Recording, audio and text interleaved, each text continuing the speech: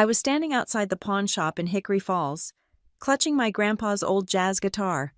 The one thing I swore I'd never sell. A strange man blocked the door. "Do you know Body and Soul? The 7-chord tritone rearm?" My hand shook, but I nodded. He smiled. "If it's you, apartment 3 on Arrow Street and a safe deposit box at First River Bank are waiting. All those years my family ignored me. It turns out everything started with a jazz tune they tried to hide. My name is Aspen Rodriguez. I am 30 years old, and I was counting the change on my kitchen counter. It was not a hopeful pile. A few quarters, mostly dimes, and a depressing amount of pennies. It added up to $3.41. Enough for 1 pack of instant ramen from the corner store, maybe 2 if I bought the cheap brand that tasted like salt and cardboard. I opened the refrigerator. A useless habit. The little light flickered, illuminating the same desolate landscape as yesterday. Half a stick of unsalted butter, a single lemon going soft at one end, and a jar of mustard. The freezer was just ice buildup. The hunger was a dull, constant ache in my stomach, a cold companion that had moved in about 3 weeks ago. My unemployment benefits, the last meager paycheck from Meridian Ortho Labs, were gone. The restructuring had taken my mid-level technician job and given it to an algorithm, or perhaps just someone cheaper. The final check had evaporated against the rent for this damp apartment. The next check was not coming. This was it, the bottom. My eyes went to the corner of the room. It was leaning against the wall in its hard-shell case, the brown leatherette worn smooth at the edges. My grandfather's Gibson L5. It was the only thing of value I owned, and the only thing I had ever refused to value in terms of money. It was his smell. Tobacco and old wood. It was his hands. The calluses mapping out chords I still struggled to voice. I had promised myself I would never sell it. I would starve before I sold it. But starvation was no longer an abstract concept. It was $3.41 on the counter. I opened the case. The guitar gleamed. A deep sunburst finish. It was beautiful, heavy with history and craftsmanship. I picked up my last polishing cloth and began to wipe down the body. Slow, methodical circles. I cleaned the fretboard, buffed the headstock. I was polishing it for the pawn shop. The thought felt like swallowing glass. This was the end of the line. I was breaking the one promise I had made to him, to myself. My phone buzzed on the counter, vibrating against the loose change. I looked at the screen, the family group chat. A picture popped up from my sister, Amber. It was a screenshot of her online boutique's sales dashboard, a graph pointing sharply upwards. The caption read, "Killed it this month. Over 5 figures, who's the boss?" I stared at the image. 5 figures. I needed $5 before I could even process the bitterness. Another message came in, this time from my mother, Darlene. "Aspen, honey, can you pick up Mason from soccer practice at 4? I have my book club and Amber is busy with her inventory." It was not a question. It was a directive. It was always a directive. I was the designated helper, the reliable, unemployed daughter who obviously had nothing better to do than facilitate their busy, successful lives. My thumbs hovered over the screen. I typed, erased, typed again. "I can't today. I'm sorry." Amber's reply was instant. "Why not?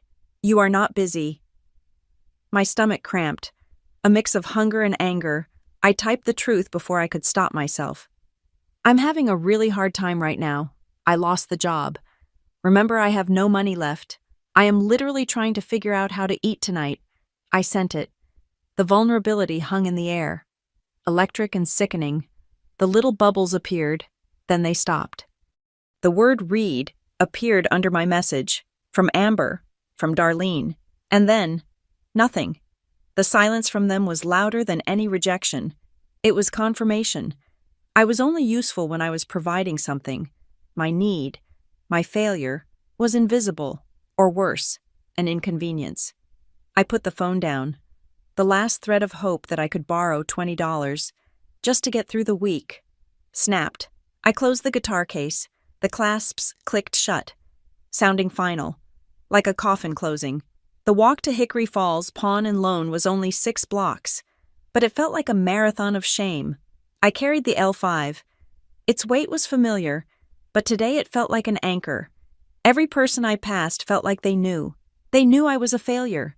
They knew I was selling the last piece of my grandfather. The bell above the pawn shop door jingled weakly.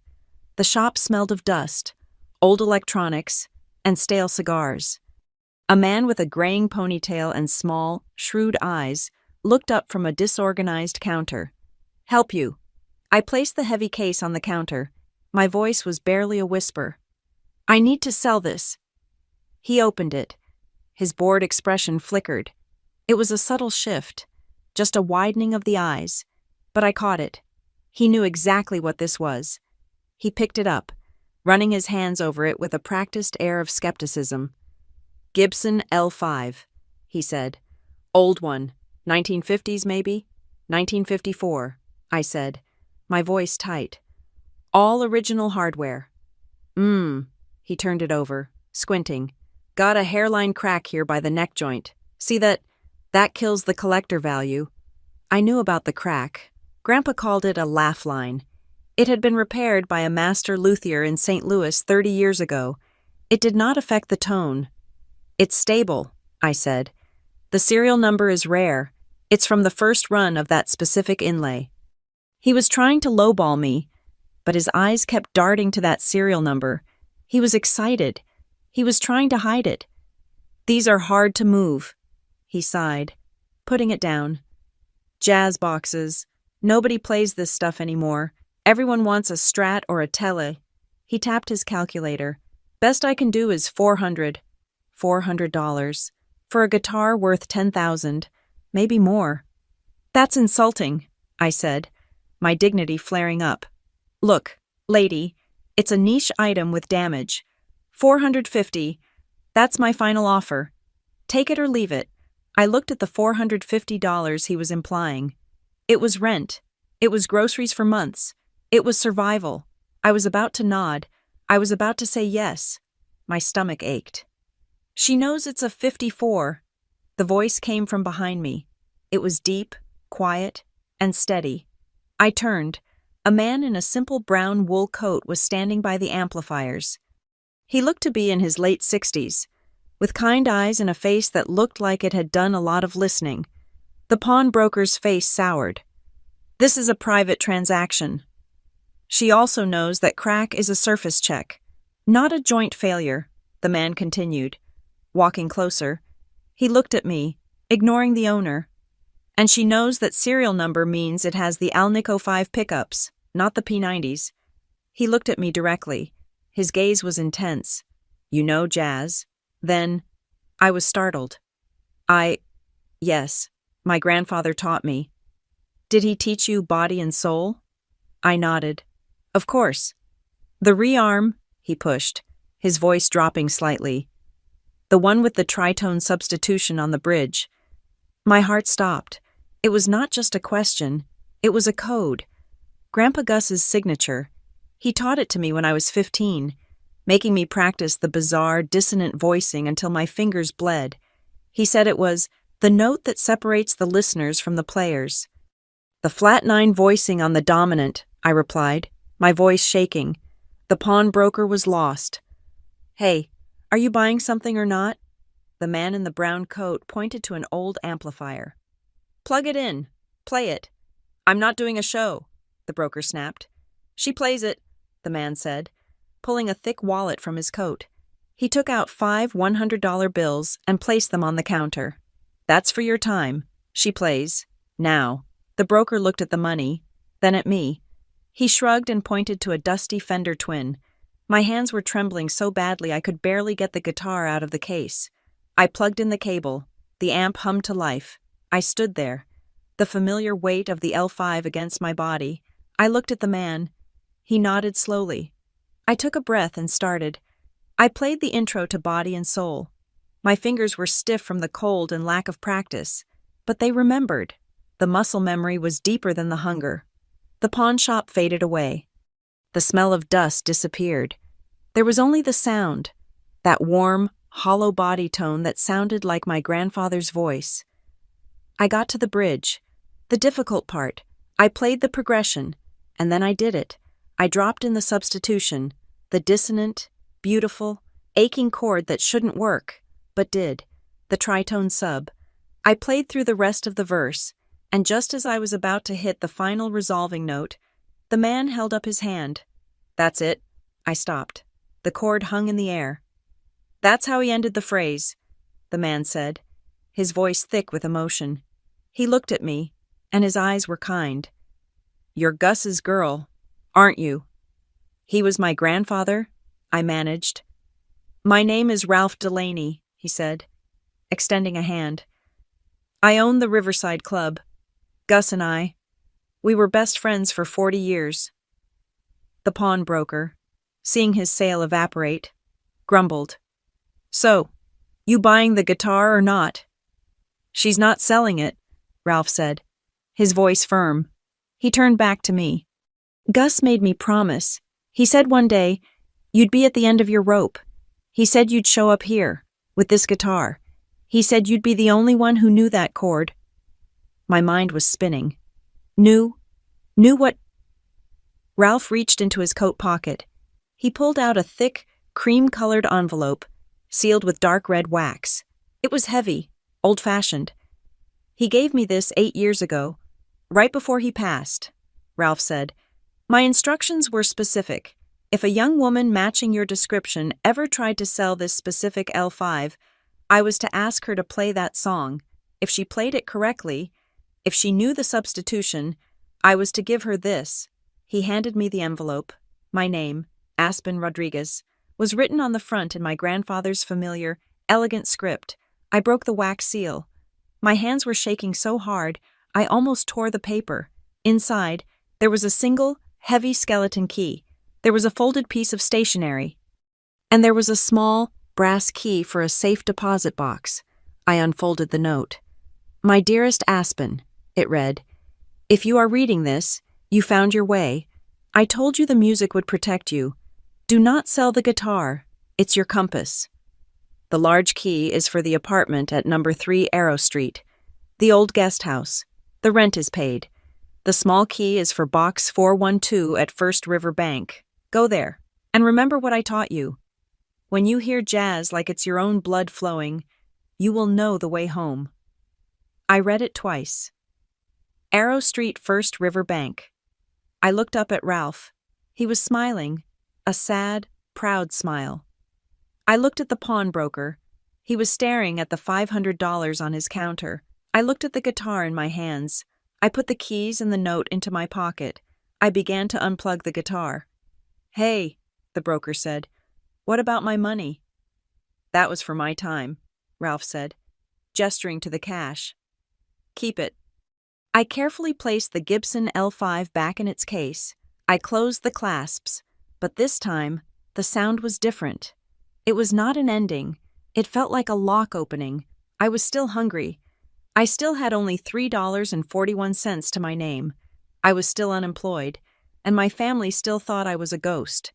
But as I picked up the case, I stood up straight. I walked out of that pawn shop, past Ralph Delaney, who held the door open for me. The cold Missouri air hit my face, but I did not feel it. My heart was pounding, a hot, driving rhythm in my chest. I was starving, but I felt more alive than I had in years. I had a key, I had a note, and I had my grandfather's guitar. I was not selling my past. I was walking toward my future. Arrow Street was on the other side of the tracks, a part of Hickory Falls that had resisted the urge to modernize. The buildings were old brick, the sidewalks uneven. Number 3 was a guest house set behind a larger, slightly decaying Victorian, accessible by a narrow wooden staircase that ran up the building's exterior. It felt hidden. The guitar case was still heavy, a counterweight to the lightness in my head from the lack of food. The hunger was a low thrum beneath the frantic energy of Ralph's revelation. I climbed the stairs, my steps echoing in the narrow alley. The door to number 3 was painted a faded green, the paint peeling. I put the heavy, old-fashioned skeleton key into the lock. I expected resistance. I expected to have to jiggle it. to fight a lock seized by rust and neglect. It turned instantly, smoothly, the tumblers clicking with a well-oiled precision. My breath caught. The lock was not old. It was not unused. I pushed the door open. A cloud of dust motes danced in the single beam of afternoon light from a grimy window. The air was thick, not with rot, but with the preserved scent of the past. It smelled of old wood, lemon oil, the faint, sweet smell of pipe tobacco, and something else. A dry, papery scent, like a library. It was one large room, a garret apartment, just as the note said, a single bed, neatly made, covered in a dusty canvas dropcloth, an armchair, a small kitchenette, the appliances a dull avocado green, and a large, dark wood desk. But my eyes were drawn to the walls. They were covered in black and white photographs, professionally framed. My grandfather, Gus Whitman, not the old man I knew, but a sharp, intense man in his 30s. Gus playing in a smoky club in St. Louis, his eyes closed, lost in the music, the L5 in his hands. Gus laughing with a saxophone player I did not recognize. Gus leaning against a vintage car, looking like a movie star. The 70s, a life I knew nothing about. Next to a photo of him signing a piece of paper, a receipt was tacked to the wall.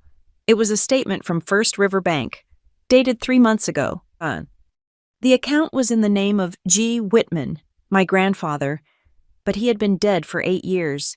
Someone was keeping this place alive. Someone was paying the bills. Ralph, I assumed, a friend, maintaining a shrine. I walked to the desk. On top sat a vintage reel-to-reel tape recorder. Next to it, a cardboard box filled with tapes. The label on the box was written in my grandfather's hand, Standards Private Takes. My fingers tingled. I opened the top desk drawer. It was not filled with junk. It was organized. Pens, paper clips, and a small, leather-bound notebook. I opened it. The first page had a logo embossed in the leather. Crawford Ames, LLP, Attorneys at Law. Inside, my grandfather's script filled the pages, notes on music, on chords, and then lists, names, dates. Halfway through, I saw a notation, contingent beneficiary A.R. Aspen Rodriguez. My heart was doing a strange, uneven rhythm against my ribs, contingent on what I dug deeper into the drawer. Underneath a stack of blank sheet music, I found a stapled sheaf of papers. It was a draft, covered in handwritten notes. The top page was typed, Codicil to the Last Will and Testament of Gustav Whitman. Draft, February 2016. 2016, just 2 years before he died. I scanned the dense legal language. My eyes snagged on a paragraph. In the event my primary beneficiary fails to meet the conditions set forth, the estate shall pass to the contingent beneficiary, provided she can demonstrate an innate and specific understanding of my musical signature. The test shall be to identify and perform the tritone substitution within the bridge of body and soul, the specific voicing of which is known only to her and to my executor. This was it, the test, the one I had just passed in the pawn shop. It was not a whim. It was a legal document, but it said contingent. Who was the primary beneficiary I kept searching? In the back of the drawer, I found a file folder. It was thin, containing only receipts. They were payment confirmations, recurring transfers, a monthly payment to the Sunday afternoon music fund at the Riverside Club. The sender was listed as G. Whitman. He had been funding the music at Ralph's club, silently, for years, even after his death. The money was still flowing from that bank account. I closed the drawer, my mind spinning. He had built a fortress, a secret life, a secret test, a secret fund. I looked around the room again, and my eyes landed on something that did not fit. On the small nightstand by the bed, there was a single, modern photograph in a cheap frame. I picked it up. My stomach dropped. It was me. I was 12 years old, skinny, with a gap in my teeth, holding the L5 guitar in my backyard. I was wearing my favorite striped t-shirt. I remembered that day. My mother had been angry. yelling at me to stop making that noise and to come inside and help with dinner. I turned the photo over. Nothing. I stared at it. It was not a selfie. It was not a posed portrait. It was candid. The angle. It was taken from slightly above, from a window. I knew that view. I knew the way the oak tree branch framed the shot. It was taken from my mother's bedroom window. Why was this picture here? How did it get from my mother's house to my grandfather's secret apartment? The implication was cold and heavy. My mother, Darlene, knew about this place. She had been here. My hands were shaking again. I went back to the desk. Possessed. I started pulling everything out. Drawers, folders. I ran my hands under the lip of the desk, searching, under the main desk blotter. My fingers brushed a single, folded piece of paper. It was not in the file. It was hidden. I unfolded it. It was a printed email. An email to my mother. From Mark Crawford, Esquire, Crawford Ames, LLP. To Darlene Rodriguez gmail.com.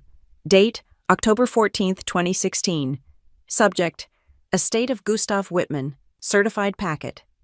Dear Ms. Rodriguez, this email is to confirm that you signed for and received the certified mail packet containing the final testamentary documents of your father, Gustav Whitman, on October 12th, 2016. As discussed, these documents detail his wishes and the specific unorthodox conditions of his will. As you are the designated point of contact, please ensure these documents are presented to the potential primary beneficiary without delay. We await your confirmation that this has been completed. 8 years ago, right after the funeral, she signed for it. My mother, she had the will. She knew about the conditions. She knew about the test. She had received the will, and then she had nothing. She said he left nothing. She told me he was broke, that his music was just a hobby that never paid. She told me the L5 was the only thing of value he had left. She had hidden it. She had buried it. I sank into the dusty armchair. The email crushed in my hand. All those years. All the times I had asked for help. All the read receipts. All the demands to babysit, to run errands, to be the family mule. All the while, she was sitting on this, a will, a test, my test. She had left me to fail, to flounder, to starve, to the point where I was forced to sell the one thing that was the key to my own salvation. She had not just ignored me. She had actively, deliberately erased my future. I felt a cold, sharp anger I had never known. It was pure, and it burned away the hunger in my stomach. I looked around the room again, my eyes scanning for anything else. Under the bed, I knelt, pulling back the canvas drop cloth. A metal case was tucked against the wall. Not a guitar case. It was a silver, metal briefcase, like something from a spy movie. It had a heavy-duty combination lock and a lead seal, the kind you have to cut, looped through the handle. A small secondary keyhole was visible. It was locked, sealed. And I knew, with absolute certainty, that the small brass key in my pocket, the key from the safe deposit box, would open it. My phone vibrated in my pocket. The sound was obscene in the silent, dusty room. I pulled it out. A new message from Amber. Seriously, where are you? Aunt Carol's birthday is tonight. You're bringing the big green salad. Remember the one with the walnuts? Don't be late. I stared at the words, the banality of it, the walnuts. They were arguing about salad while my life had been stolen. I stood up. I put the printed email in my pocket. I put the photo of my 12-year-old self in my pocket. First River Bank, the safe deposit box. The key was in my pocket. Amber wanted her salad. My mother wanted me to remain invisible. I decided, right then, that they were done. The bank closed at 5. It was 4:30. I grabbed the L5's case and the metal briefcase. I did not bother to lock the door. I ran down the stairs. I was not going to the bank tomorrow. I was not going to wait. I was going now. I ran. I did not walk. I ran the 7 blocks to First River Bank. The L5 case bouncing awkwardly against my back, and the heavy metal briefcase clutched in my left hand. I looked like a refugee, dusty and wild-eyed. carrying the only possessions I had in the world. The adrenaline was burning, but the hunger was still there, a hollow space in my stomach that made my head feel light. I kept seeing my mother's name on that email, my 12-year-old face in that photograph. The bank was closing. The polished marble floors of the lobby were empty, the velvet ropes already up. A security guard was standing by the main glass doors, ready to lock them. It was 4:51. "I need to access a safe deposit box," I said, my voice breathless. The guard looked at the clock, then at me. His expression was a mix of annoyance and pity. "Vault's closed. Miss, you gotta come back Monday." "No," I said. My voice was suddenly hard, a tone I did not recognize. "I have the key, and a letter from the executor. It's an estate matter. It's urgent." I must have looked desperate enough, or crazy enough, that he hesitated.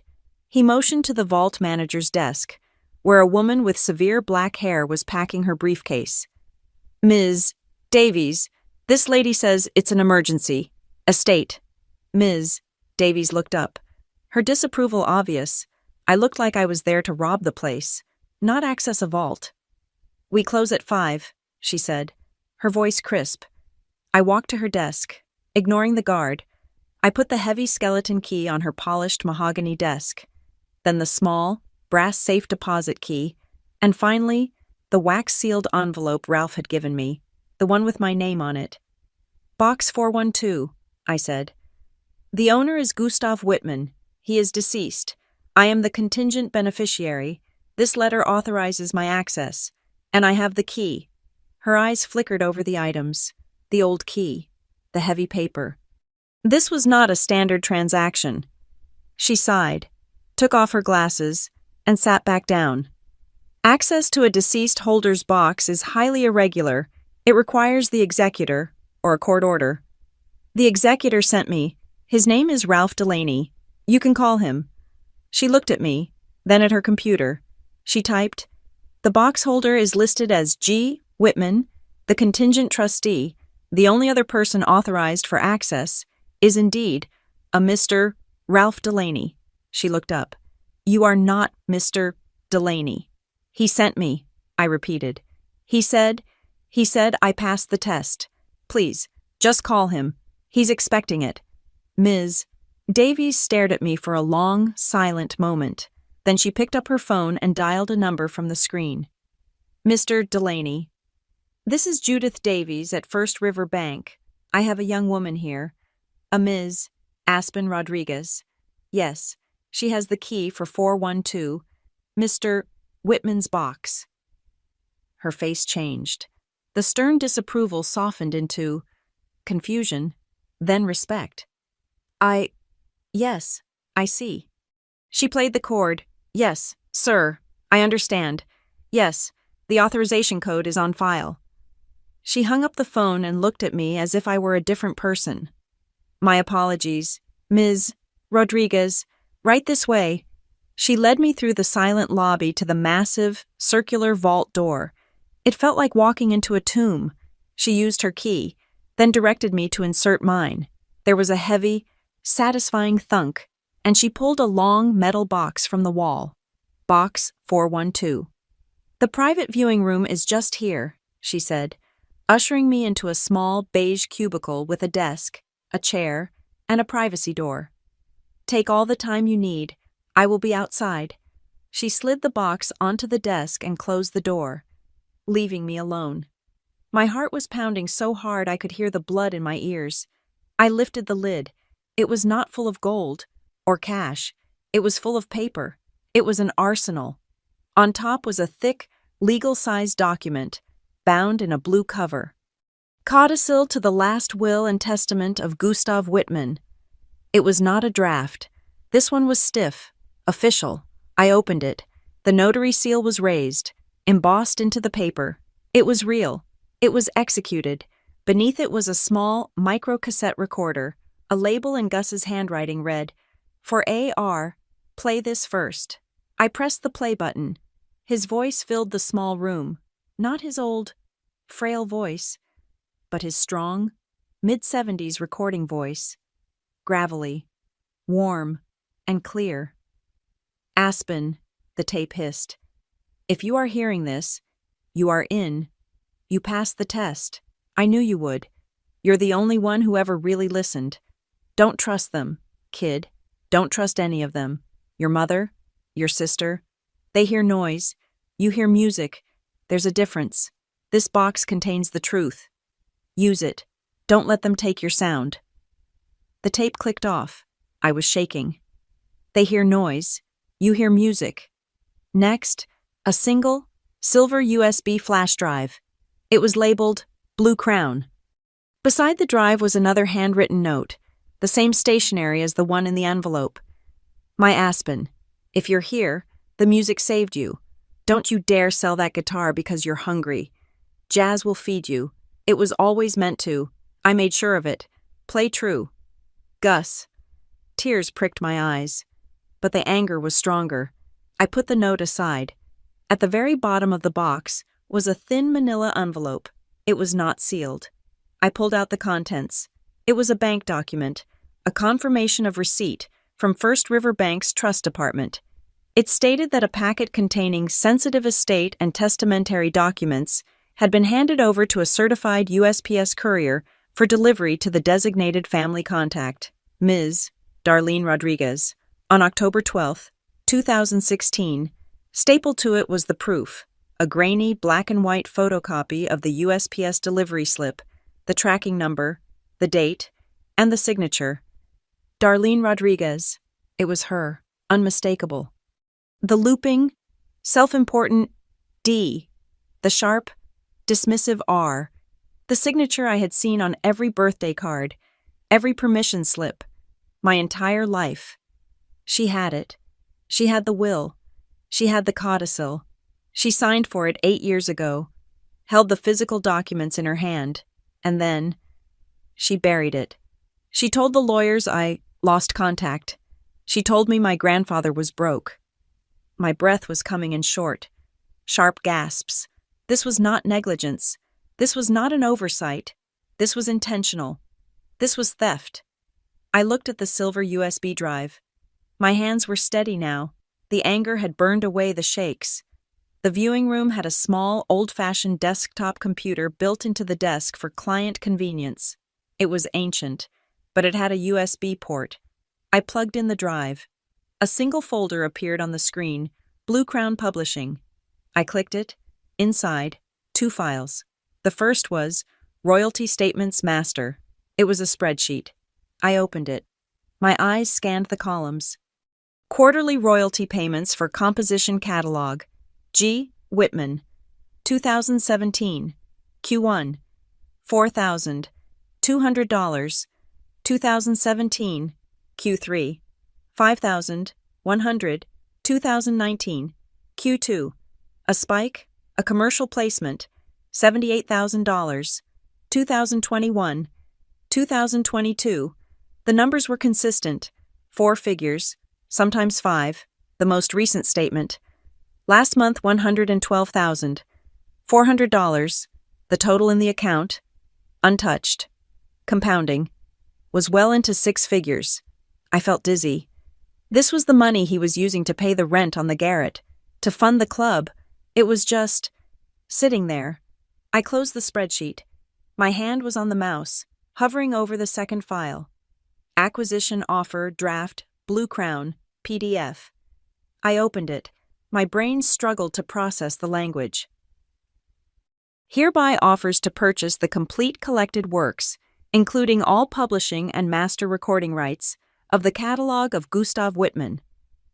I scrolled past the legal jargon. Looking for the number, I found it. Section 3A, Purchase Price. A floor price of $2,400,000, $2,400, $1,000 ounce, plus a standard 15% earnout on all future placements in perpetuity.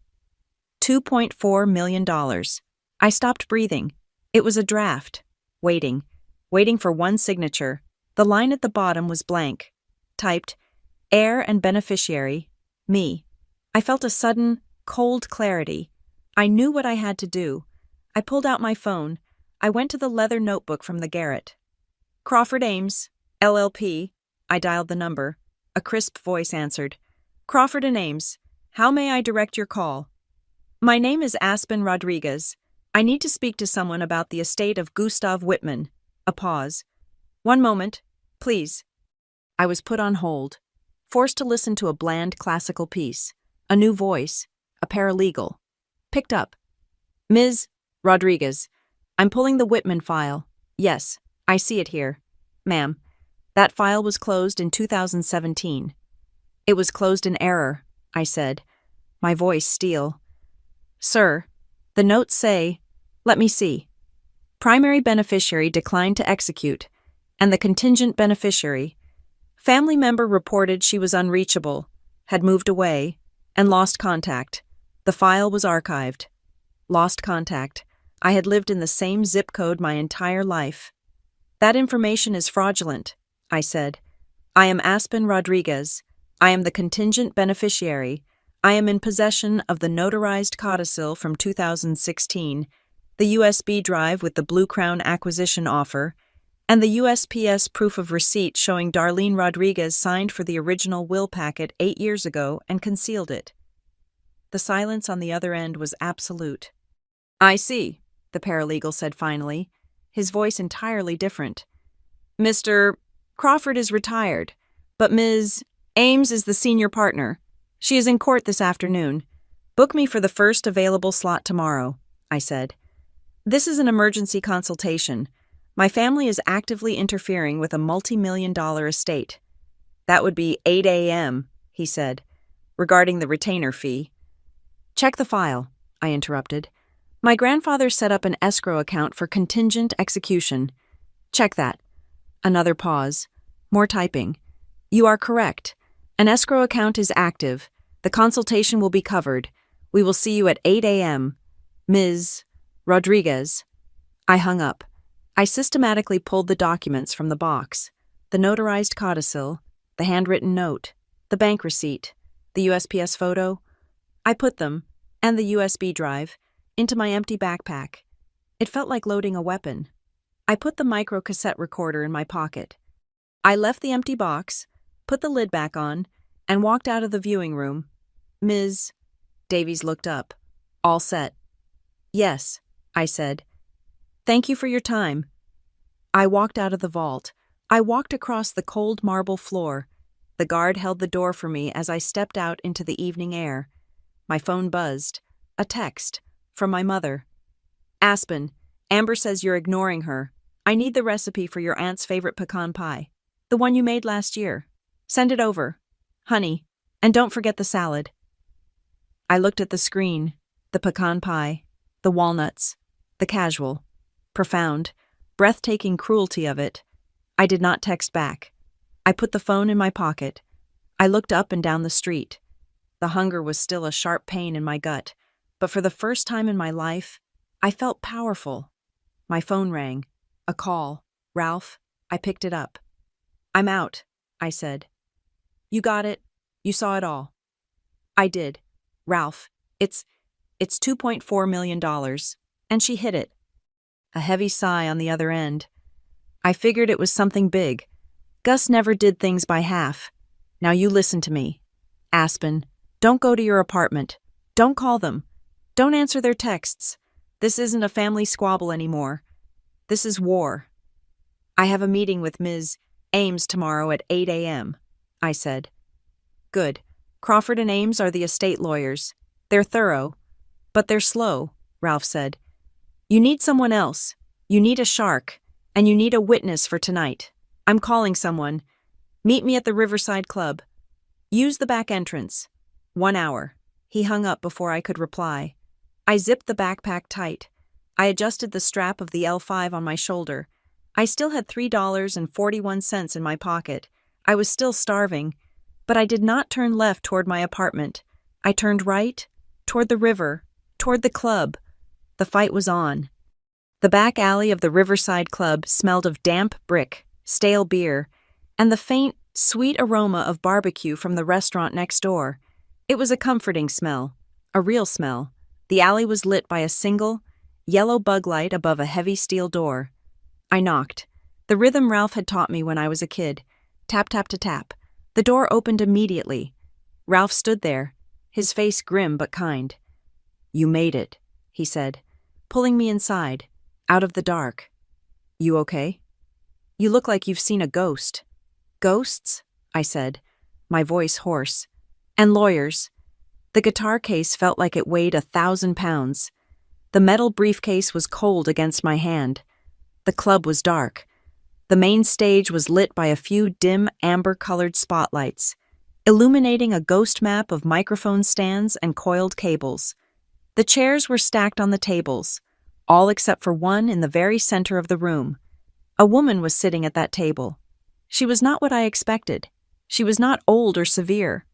She was perhaps in her late 40s, sharp, with dark hair pulled back in a way that meant business, not style. She wore a perfectly tailored blazer and was sipping from a glass of water. She looked like she belonged in a high-rise boardroom, not a dusty jazz club at 9 p.m. "Aspen Rodriguez," Ralph said, walking me toward her.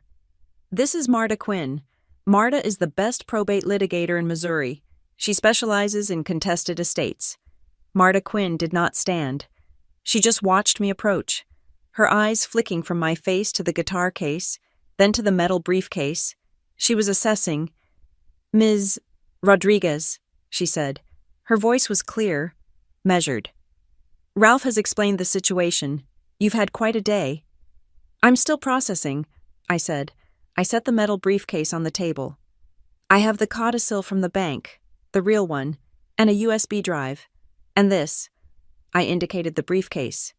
"It's locked. The key was in the deposit box." Marta nodded. "We will get to that. First, we need to formalize what happened at the pawn shop."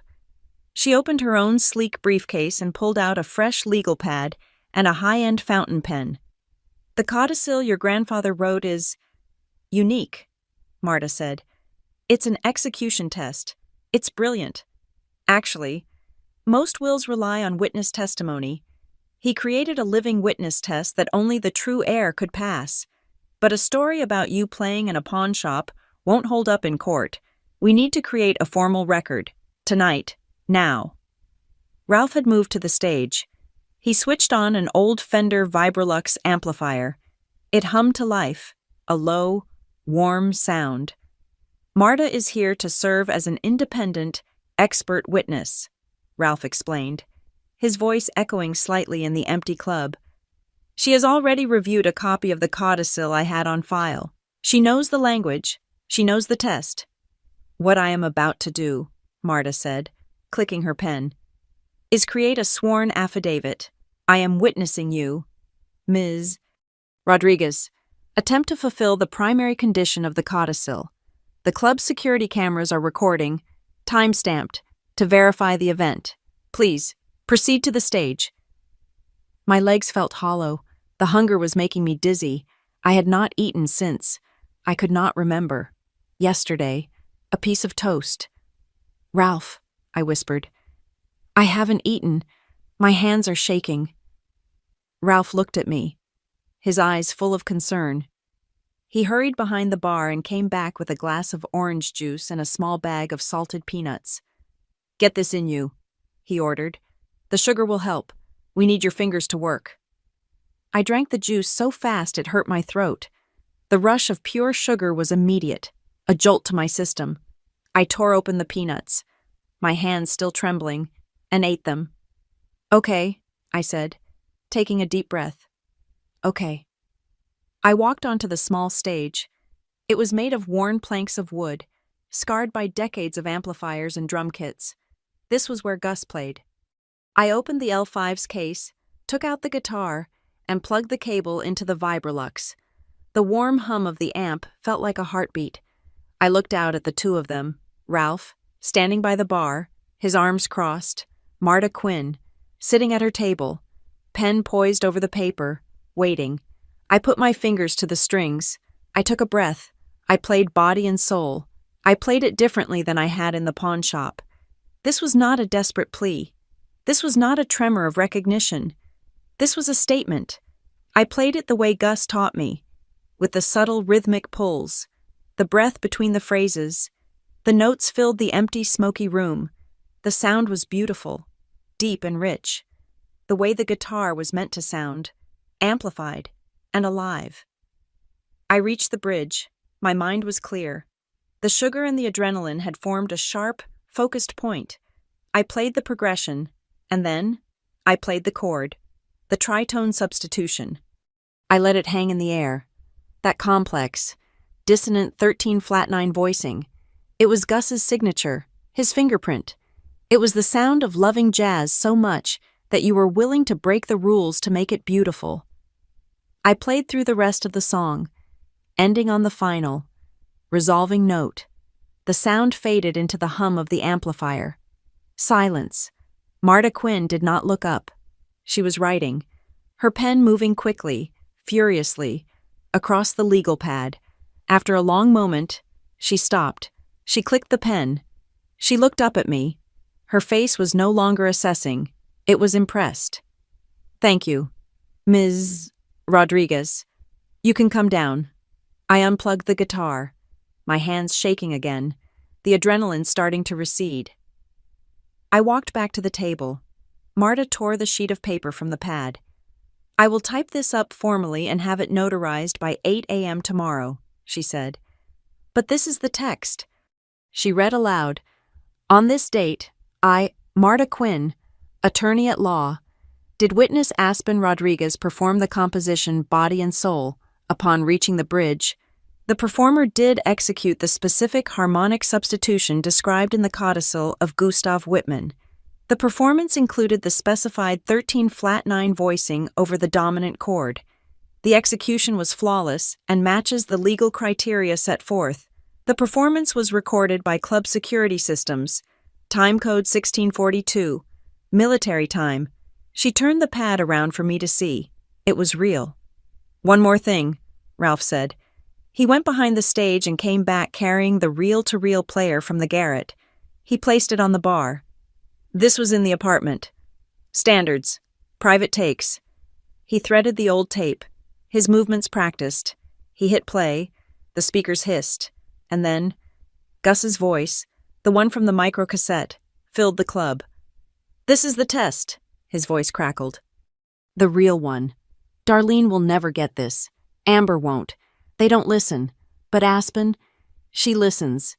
If you're hearing this, kid, it's because you played the chord. That's the key. That's the signature. If you can end the phrase like that, with that specific note, you're my blood. You're the only one." The tape clicked off. Marta Quinn stared at the recorder. "My God," she whispered. "It's an audio confirmation of intent. This isn't just a will. It's a fortress." He knew they would try to bury it. An old man I had not noticed before, sitting on a bar stool deep in the shadows, stood up and walked into the light. He was frail, with a face like a dried apple, and he was holding a saxophone. He must have been one of the musicians Ralph had called. He did not look at me. He looked at the L5, which I was still holding. He pointed a long, bony finger at the body of the guitar, near the F-hole. "That scratch," he said, his voice a gravelly whisper. "Right there." I looked at the mark. It was a small, white nick in the sunburst finish. "I was there," the old man said. 1978, the old Mint Lounge in St. Louis. Gus was playing so hard he knocked over his bar stool. The metal foot hit the guitar. He never fixed it. He said it was a reminder to always play like you're falling over. I looked at the scratch, and I finally broke. The tears came, hot and silent. I leaned over the guitar, my shoulders shaking. I was not crying for the $2.4 million. I was not crying from hunger or exhaustion. I was crying because for the first time in my 30 years, I was not invisible. My entire life, my mother and sister had treated me as background noise, as an afterthought, a convenience. They defined me by my failures, by my lack of a husband, by my dead-end job. But Gus saw me. He heard me. He built this entire, intricate, secret world, this test of music and memory, all based on the absolute faith that I, and only I, would be the one to find my way. He did not leave me an inheritance. He left me an identity. Ralph put a steady hand on my shoulder. Marta Quinn looked away, giving me the dignity of a moment, her pen tapping softly on the table. I wiped my face. Okay, I said. Okay, what's next? Marta slid the pen back into her blazer. She was all business again. Tomorrow at 8 a.m., I am canceling your appointment with Ms. Ames. She's an estate planner. You need a litigator. You've got one. We are filing an emergency petition in Coleman County Probate Court to have the codicil validated and to have you formally recognized as the sole beneficiary. She pointed at my backpack. We will use your notarized codicil, my affidavit, the audio from that tape, and the security footage from tonight. That establishes your claim. Then, we use the evidence from the bank. She tapped her pen on the table. The USPS receipt, the email from the garret. That's the weapon. We are not just claiming your inheritance, Ms. Rodriguez. We are accusing your mother of fraudulent concealment and tortious interference with an inheritance. We will move to have her legally barred from the estate and seek damages. My phone, silent in my pocket all night, suddenly buzzed. The vibration felt violent in the quiet room. I pulled it out. A text message. From Amber. I stared at the screen, my blood turning to ice. Hey Aspen, weirdest thing, my distributor just put my account on hold. I'm short on a big inventory order. Can I borrow $4,000? Just for a week. I'll pay you back as soon as I move this new shipment. Please, it's an emergency. $4,000, after ignoring my text about having no food. Show me, Marta said. I handed her the phone. She read the text. Her expression was cold. Do not reply, she said. She's scrambling. She must have gotten wind that something is happening. Maybe the publisher. Maybe the bank. They're trying to get money. Liquidate. Before the freeze hits. As if on cue, the phone buzzed again. A call. Mom, Darlene. I looked at the name. My thumb hovered over the accept button. Let it go to voicemail, Marta commanded. As of this moment, you do not speak to your family without me present. Not a text, not a call, nothing. They are no longer your family. Ms. Rodriguez. They are the opposing counsel. I hit the decline button. The call stopped. A second later, the voicemail icon appeared. I picked up the metal briefcase. What about this? Marta looked at the lead seal. The keyhole. Gus's final gift, I imagine. We open it now. She reached into her briefcase and pulled out a small, heavy tool, like a wire cutter. I've seen these seals before on sensitive trust documents. Let's see what else your grandfather wanted you to find. I spent that night on the dusty cot in the Arrow Street garret. I did not sleep. The hunger, the exhaustion, and the shock had synthesized into a cold, diamond-hard clarity. The room, Gus's secret sanctuary, had become my war room before I left the Riverside Club. Marta Quinn had given me my instructions. Her voice was precise, devoid of sentiment. Go back to the garret. Sleep if you can. Tomorrow, your homework begins. Your family didn't just hide a will. They built an entire architecture of dismissal around you, brick by brick, for your entire life. I need the blueprint. Go through your phone, your emails, your bank statements. I need every instance of manipulation, every demand, every dollar they took. We are not just proving you are the heir. We are proving they were never fit to be. So I began.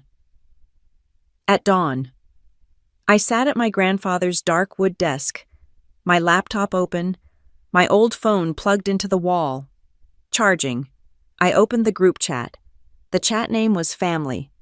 The irony tasted like ash. I scrolled back. 1 year, 2 years, 5. The pattern was not subtle. It was a bludgeon. It was so obvious I felt a wave of profound stupidity for having lived inside it for so long. 2 years ago, a message from me. I got the promotion at Meridian Ortho Labs. I'm the new lead tech.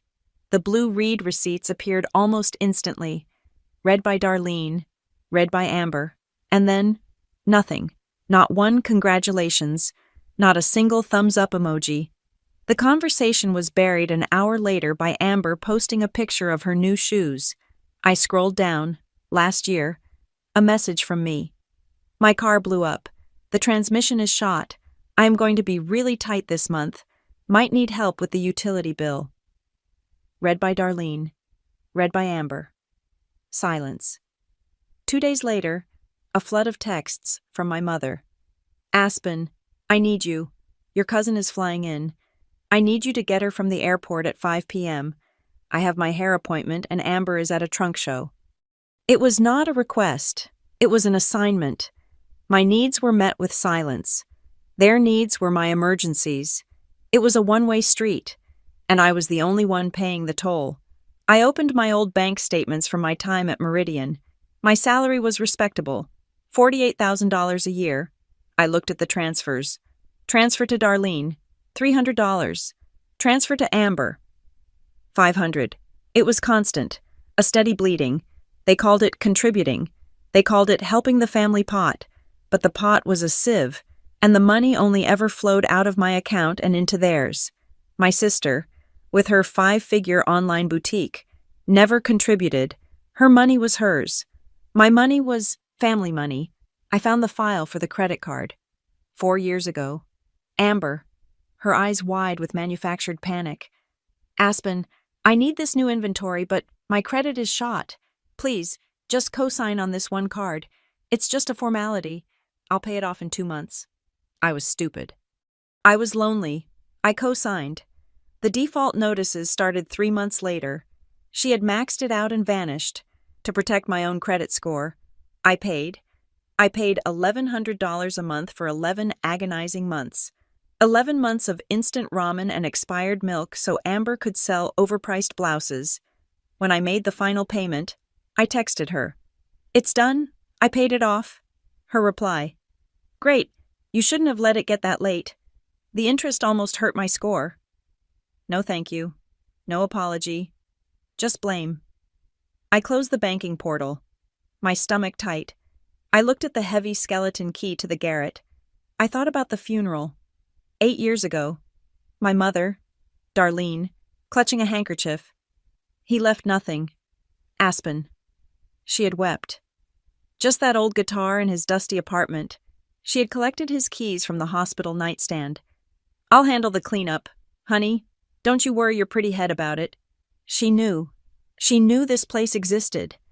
She took the keys not to clean, but to conceal, to possess, to lock me out of my own life.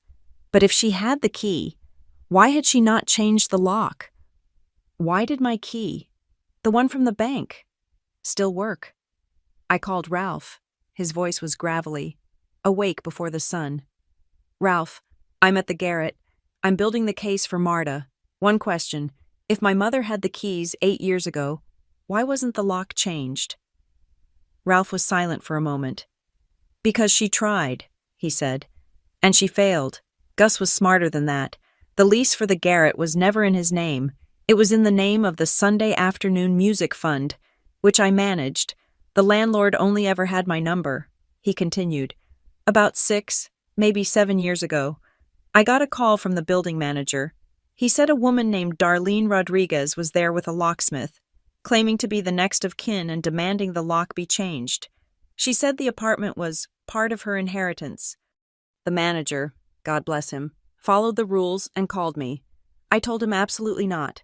I told him G. Whitman was the tenant, and I was the sole executor of the lease. I drove over there. She was gone, but I knew she'd be back. That afternoon, I had a high-security tumbler system installed inside the old hardware. The key Darlene had was useless after that. Only 2 keys in the world could open it, the one Gus put in the bank for you, and the one I have. She had not just passively hidden the will.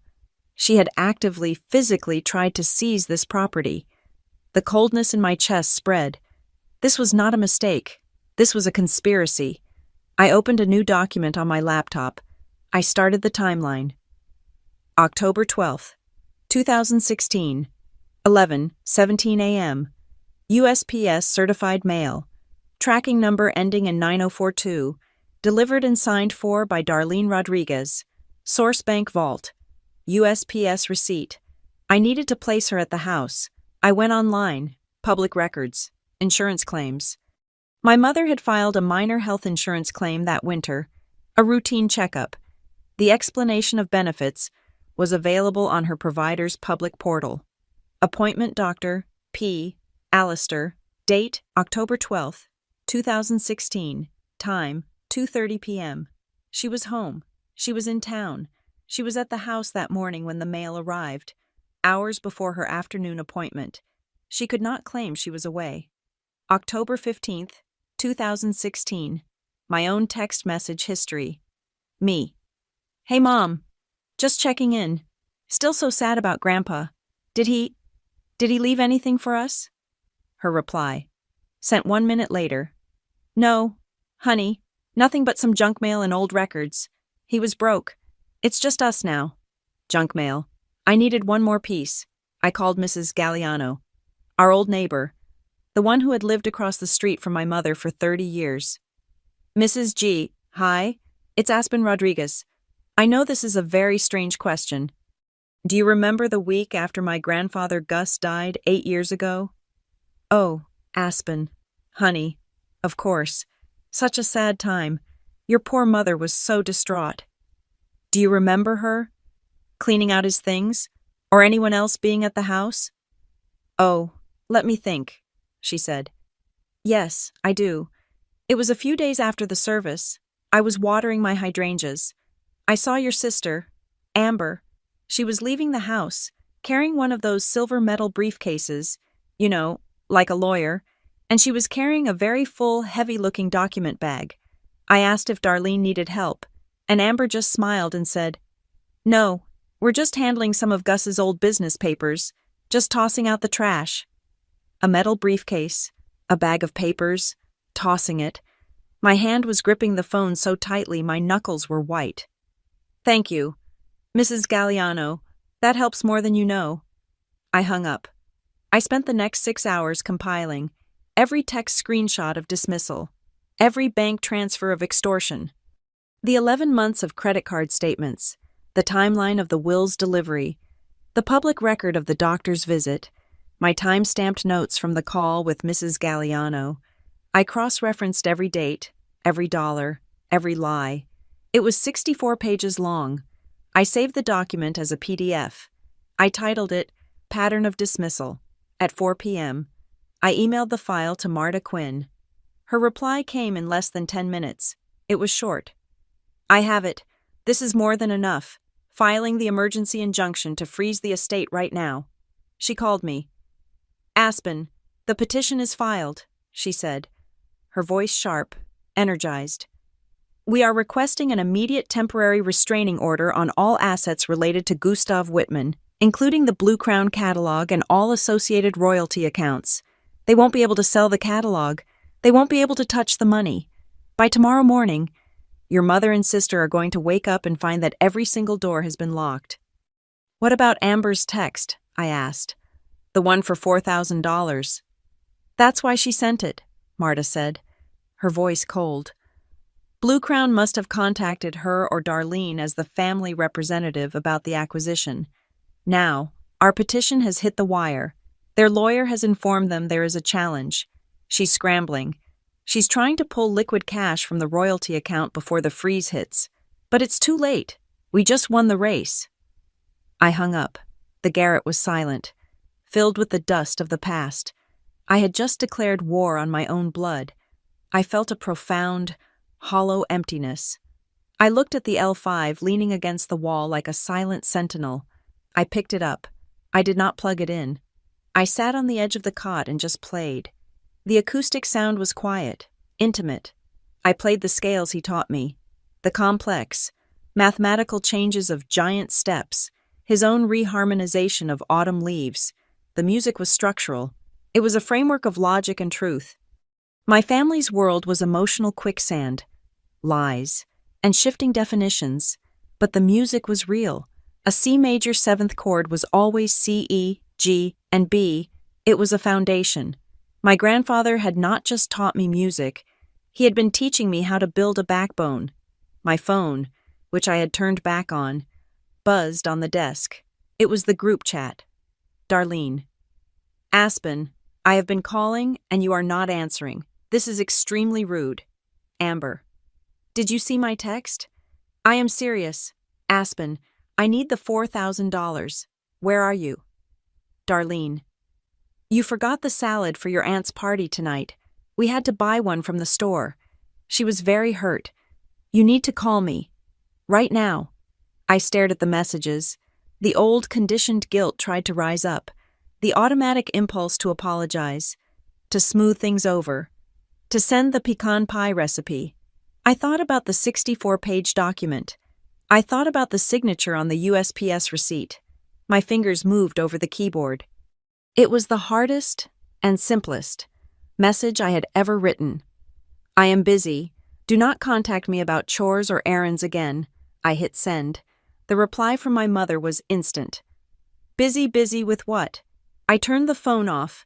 I placed it face down on the desk. I picked up the guitar and began to practice. The music a shield, a skeleton, holding me upright for the fight to come. The next 48 hours were a masterclass in psychological warfare. Orchestrated by Marta Quinn, the restraining order had landed. The bank accounts were frozen. The Blue Crown catalog was locked down.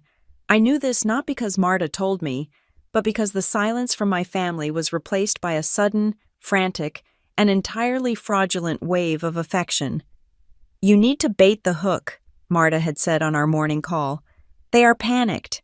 They know the money is frozen, but they don't know why. They don't know about the codicil. They don't know you have the will. They just know their access has been cut by a legal challenge.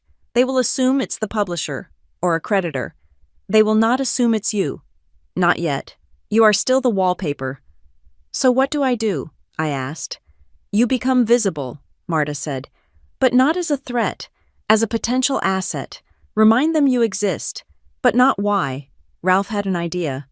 That night, he set me up on the stage at the riverside, just me and the L5. He had a friend film it on a good phone. I played Autumn Leaves, using Gus's complex, melancholic reharmonization. I posted the 3-minute video to my long-dormant social media. I added no caption, just the music. It took less than an hour. My phone, which had been silent for 2 days since my "I am busy" text, lit up like a Christmas tree. First, my mother. She did not text. She commented on the video, a public performance of maternal pride. My talented girl, just like your grandpa. I always said you had the gift. Call me. Honey, I miss your voice. Second, Amber, a text message. OMG, Aspen, that was amazing. I had no idea you could play like that. Seriously, we need to hang out. I've been thinking, I really want to learn guitar. Maybe you could teach me. I read the messages to Marta over the phone.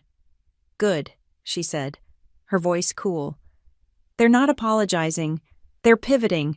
They see the frozen accounts. They see your text setting a boundary. Now they see this video. You, on a stage, with that very valuable guitar. They are connecting dots, but the wrong ones. They think you're getting a little bit of confidence, maybe making some money from gigs. They see you as a potential new income stream to be managed. Amber doesn't want to learn guitar. She wants to learn what the guitar is worth. What now? Reel them in, Marta said. But slowly, tell them you'll meet. A public place, center of town, lots of witnesses, tomorrow. And Aspen, get a digital voice recorder, a good one. Put it in your pocket and do not turn it off. Missouri is a one-party consent state. As long as you are part of the conversation, it is perfectly legal to record it. And they will. I promise you. They will incriminate themselves. I replied to the group chat. Thank you for the kind words. I'd be happy to see you. How about coffee tomorrow? 10 a.m. at the Beanery downtown. The reply was instant. Wonderful. We can't wait to see you. Honey. I bought the recorder that evening. I spent the night in the garret, the 64-page pattern of dismissal open on my laptop, studying it like a script. I was not just going to coffee. I was going to a deposition. I arrived at 10:01. They were already there, seated at a prominent table by the window. They both stood up to hug me. The hugs felt wrong. They were brittle, theatrical. Amber's perfume was overpowering. My mother's hands were cold. "Aspen, you look thin," my mother said, her face a mask of concern. This was her classic opening feigned worry that was actually a criticism. "I've been managing," I said. Sitting down, I pressed the small record button inside my jacket pocket. The tiny red light blinked once and went dark. "Just managing," Darlene said, leaning in. "Honey, we were so worried. You send that awful text, and then you just disappear, and your aunt was so upset about the salad." "I was busy," I said, my voice flat. "Busy with what?" Amber jumped in, her smile too bright. "Playing gigs." "That video was so professional. Is that club paying you?" "I'm just practicing," I said. "Ralph is letting me use the space." "Ralph," my mother said, her nose wrinkling. "That old man. I never trusted him, always hanging around your grandpa." "He was Grandpa's best friend," I said. "Well, speaking of work," Darlene said, "that's what I wanted to talk about. Now that you're between jobs, have you thought about your next steps, your credit cards? Are they okay? You know, it's so important to maintain your credit score. It was a probe, a fishing expedition. They wanted to know if I was in debt. They wanted to know if I was desperate." "I'm handling my finances," I said. Amber leaned forward, her eyes gleaming.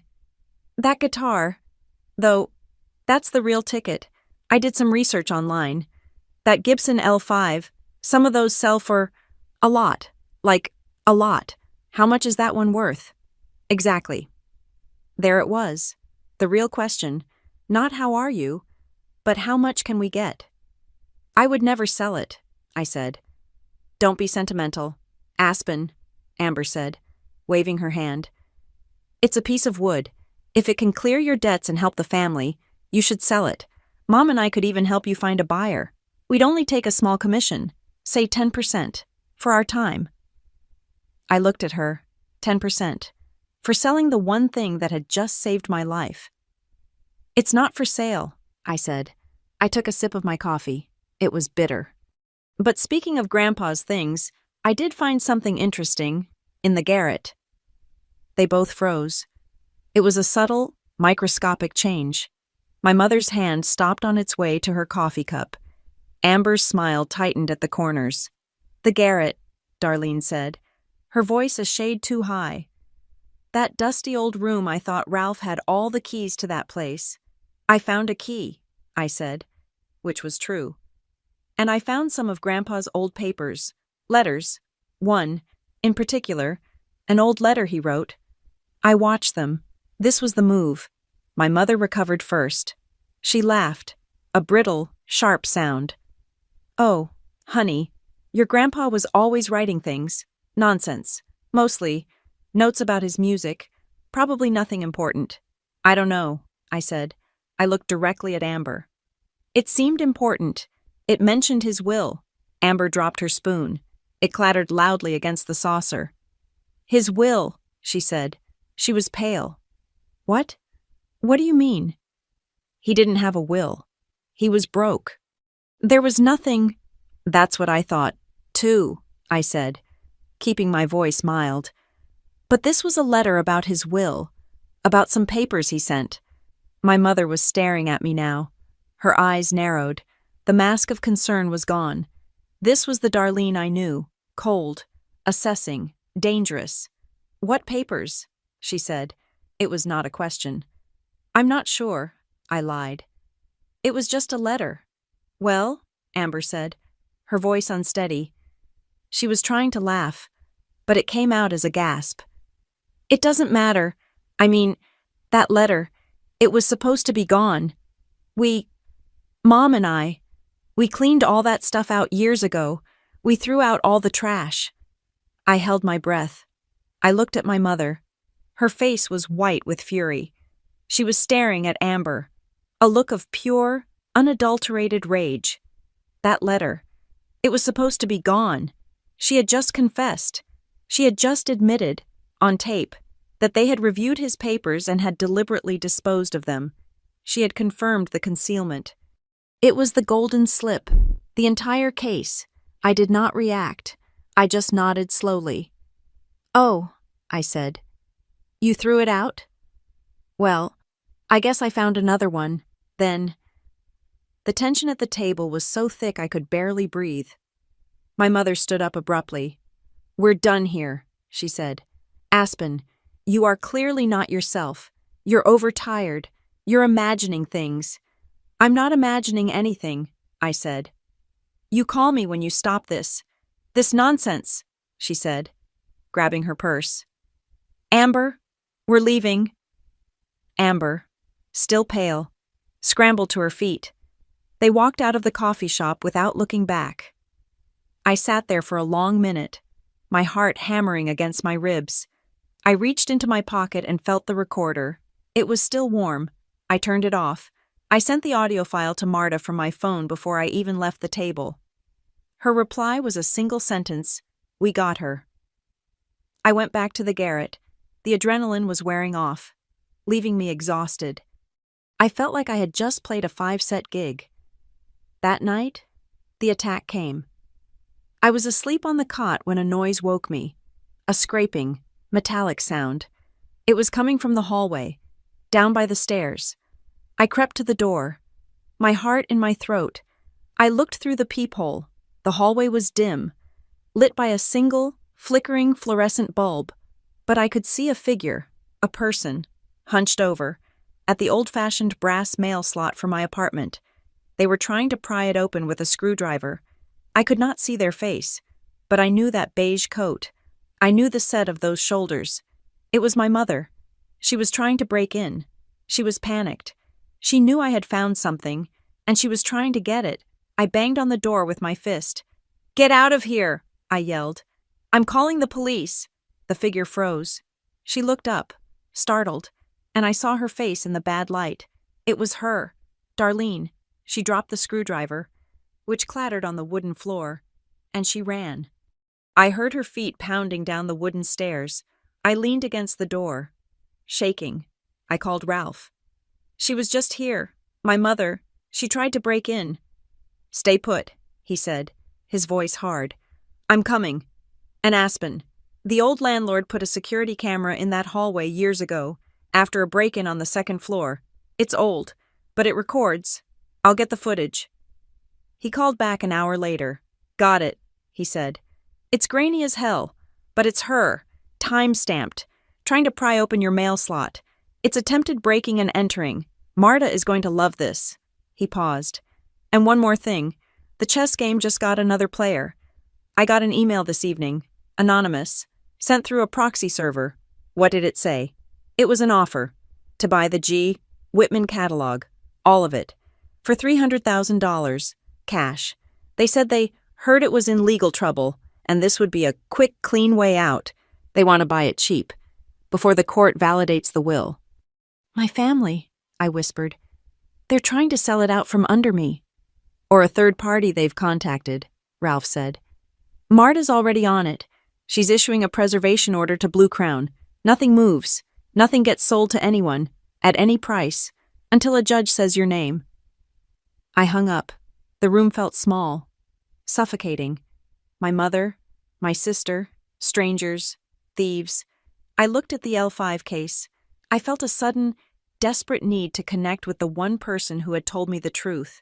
I opened the case. I ran my hands along the deep, worn velvet lining.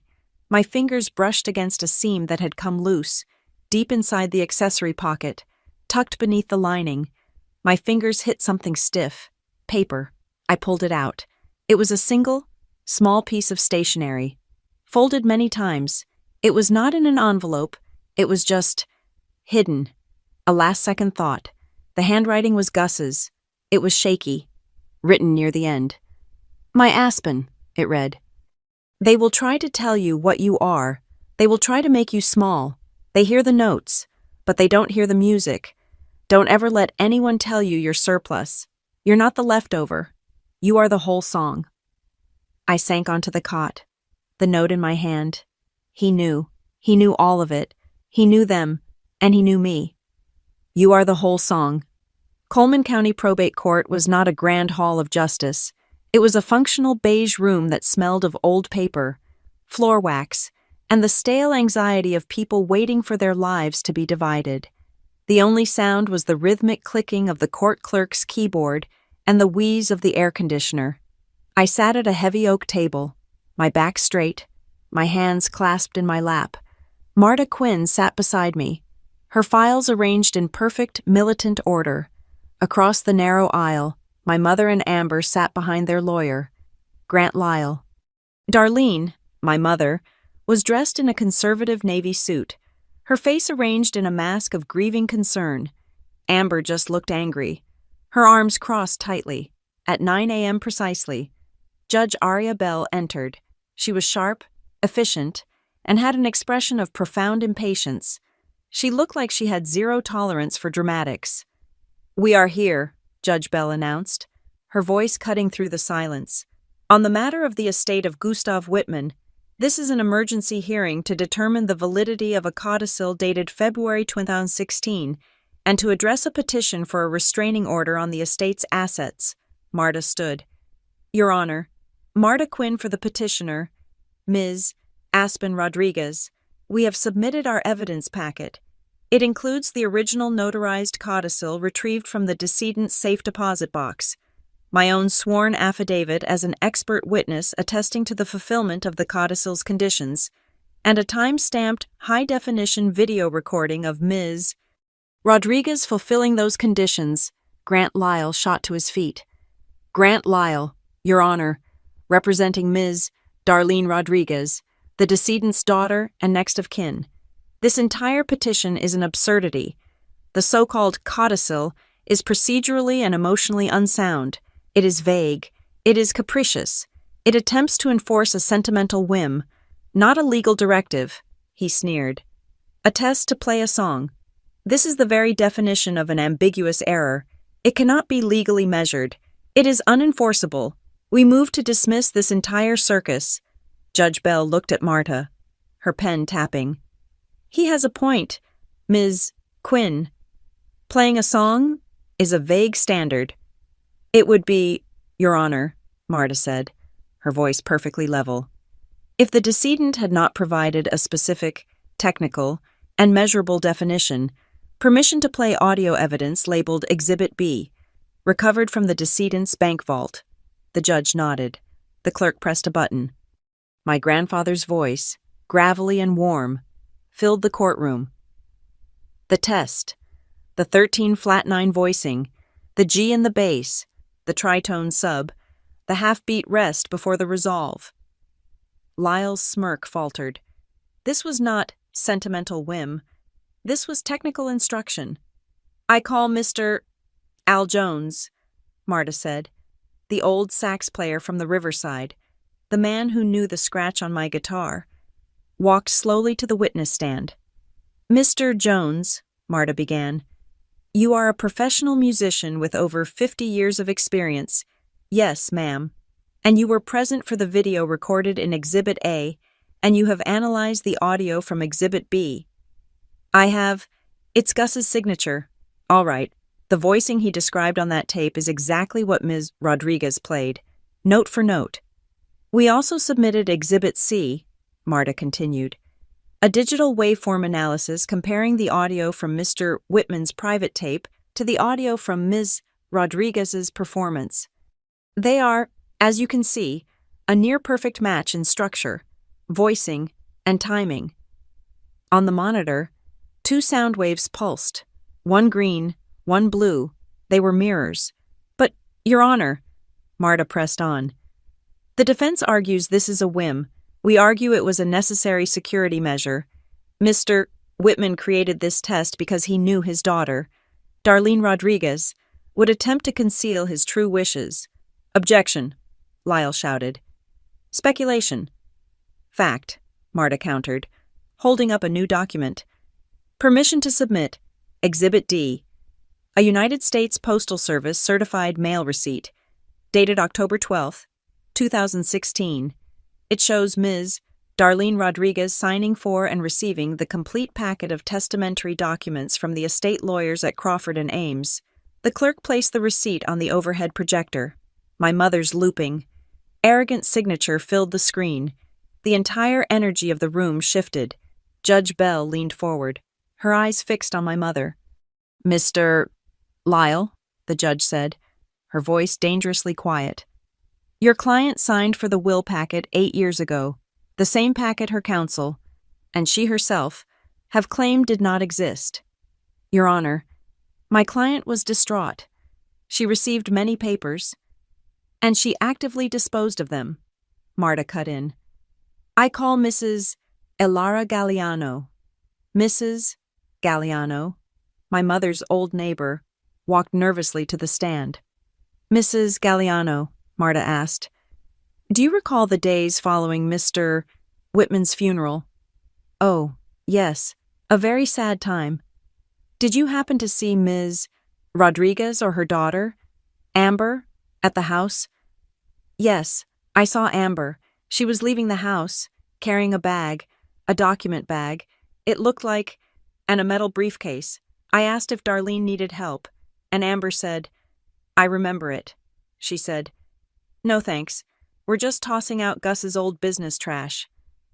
"Business trash," Marta repeated, letting the words hang in the air. "Thank you. No further questions." Grant Lyle was pale. He fumbled with his papers. "Your Honor, this is a coordinated ambush. My clients have not had time to review this testimony. We request a continuance, a 60-day delay to properly prepare a defense." Judge Bell stared at him. "Mr. Lyle, you are here to argue the validity of a codicil. Ms. Quinn has provided the document, a recording from the decedent explaining its specific terms, an expert witness verifying those terms were met, video evidence of the fulfillment, and compelling evidence of fraudulent concealment by your client. I find there is more than sufficient basis to proceed. Motion for continuance is denied." My mother suddenly burst into tears. It was a loud, theatrical sob, designed for the room. "I don't understand," she wailed, burying her face in her hands. "This is my daughter. She's being manipulated by these people. I was only trying to protect her. I was afraid she was being taken advantage of." Judge Bell did not even blink. "Ms. Rodriguez," she said, her voice like ice, "this court is not concerned with your personal dramatics. We are concerned with the legal execution of a will. Control yourself, or you will be removed." My mother's sobs stopped instantly. She looked up, her face stripped bare of its performance, her eyes full of pure venom. Judge Bell made a note. "Based on the overwhelming evidence presented, this court is issuing a temporary order. 1. The codicil dated February 2016 is recognized as having a high probability of validity. 2. Ms. Aspen Rodriguez is recognized as the probable sole beneficiary, pending a final ruling. 3. The existing freeze on all assets of the estate is hereby reinforced.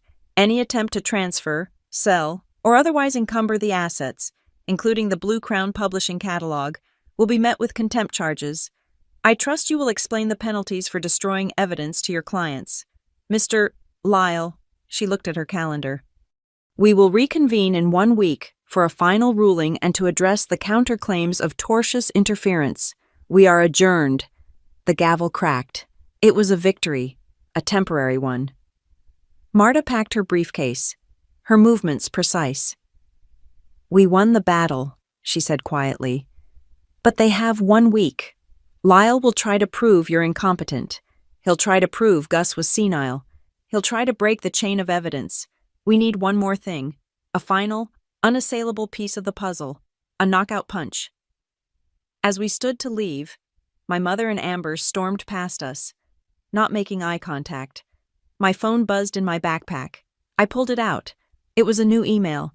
The sender was a vice president at Blue Crown Publishing. "Ms. Rodriguez, we have been notified by your counsel, Ms. Quinn, of the pending probate action and its favorable turn. We are, as you know, extremely eager to acquire your grandfather's catalog. To prove our commitment, and pending a clean resolution where you are confirmed as the sole signatory, Blue Crown is prepared to raise our acquisition offer. We are prepared to offer $3.1 million up front, plus the original 15% earnout. We hope this development assists in a speedy resolution. $3.1 million. I showed the phone to Marta. A slow, cold, dangerous smile spread across her face. Well, she said, now we know exactly what we are fighting for. Let's go open that metal briefcase.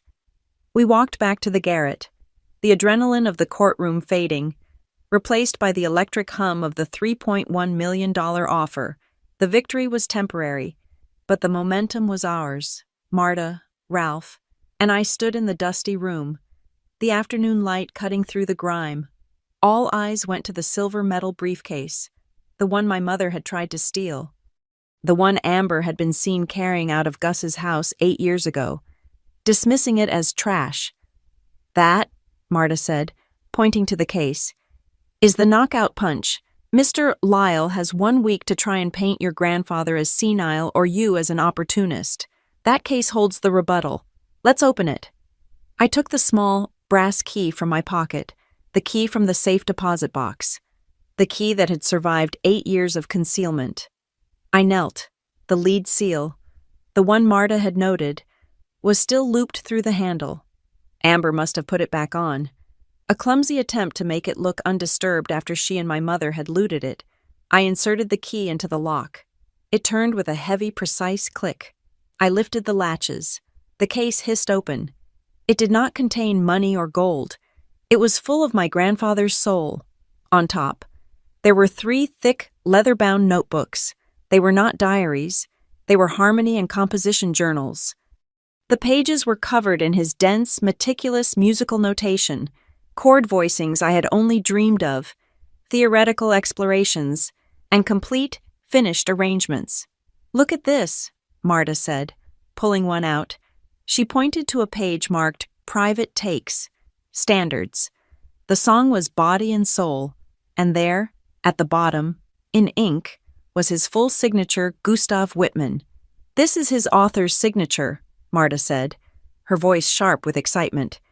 These are the private arrangements he recorded on the reel-to-reel tapes. He signed them. This isn't just a journal. It's a copyright declaration. He legally authored these versions. This establishes a clear chain of title for his unique intellectual property. It's a wall of sound. Beneath the notebooks was a thick, formal document. It was not from Blue Crown. It was a contract, still in its original blue backing. From Silver Lantern Records. I read the title. Recording and Publishing Agreement. Gustav Whitman. Unreleased Masters. He was recording a new album, Ralph whispered, his voice full of awe. The Private Takes. He never told me he was signing a new deal. Marta scanned the document, her finger flying down the legal text. It's an unexecuted contract, she said. They made him an offer, but look here. Section 5. All rights, royalties, and advances are to be paid directly to the legal beneficiary of his estate upon his death. This contract, it's ready. It's waiting for a signature from the heir. He was building his value, right up to the end. My head was spinning. The catalog Blue Crown wanted was only part of the story. There was more music, unpublished music, and then I saw it, tucked into the lining of the briefcase, a single, folded envelope. It was the same cream-colored stationery as the notes from the bank, but this one was addressed, in his shaky, later-life handwriting, to Aspen. It was not sealed. It had never been sent. I unfolded it. The paper was dated 8 years ago, just before the codicil, just before he died. My dearest Aspen, I am waiting for you. I sit here with the L5 and I play our songs, and I wait. I asked your mother to bring you by this week. I have something important to show you. She says you are very busy. She says you have high school finals, that you are practicing for your soccer team, that you don't have time for this old music anymore. She says you are too busy to come and see your old grandpa. I don't believe it. I don't believe you are too busy for the jazz. The music is in you. Kid, it's not in them. So I am making a map. If you are reading this, it means you found it without her. It means you followed the music home. I am leaving this map for you because I am so very tired, and I'm not sure I can wait much longer. Don't let them make you small. The key is in the music. It's always been in the music. I read the words. She says you are very busy, the lie. The monstrous, simple, devastating lie. I was never busy. I was 15. I spent that entire summer in my bedroom, wondering why he never called. I had begged my mother to take me to see him, and she had told me he was too tired, too sick, that he didn't want visitors. She had not just hidden the will, she had built the wall between us. She had isolated him. She had isolated me. She had curated my loneliness, ensuring I would never be strong enough or connected enough to challenge her. I did not cry. My anger was a cold, pure element now. It was a fuel. At the bottom of the case was one more item, a small, portable cassette recorder. The kind journalists used in the 80s. There was a tape inside. I pressed play. A hiss. Then Gus's voice. Weak, tired, but clear. And the lawyer says this is the only way. The test. The codicil. The box. I've left the breadcrumbs. Darlene. Darlene is so mixed up. Amber, too. They think in dollars, but they don't know the value. They hear the notes, but they don't hear the song. They think I'm crazy. They think I'm a burden. Aspen. She's the one who isn't mixed up. She's the only one who speaks the language. This is all for her. This is the only way I know how to save her. The tape clicked off. He called you the one who isn't mixed up, Ralph said, his eyes wet. He knew. He knew they were telling you he was senile, just like they were telling him you were busy. A final piece of paper fluttered from the cassette deck. A small, torn note. If you find the halftime rubato arrangement of Lush Life in Notebook 3, you're home free. I looked at Ralph. He was smiling. The private stash, he said. This is it. This is the go bag he always talked about. He told me and his old lawyer, Crawford, the one who died. He said if Darlene ever tried to have him declared incompetent, this case was the proof. Proof of his compositions, his business deals, his intentions, and his love for you. He knew she'd come for it. He just didn't know she'd be callous enough to leave it sealed, thinking it was just trash. Marta closed the briefcase. Her face was set. This is it, she said.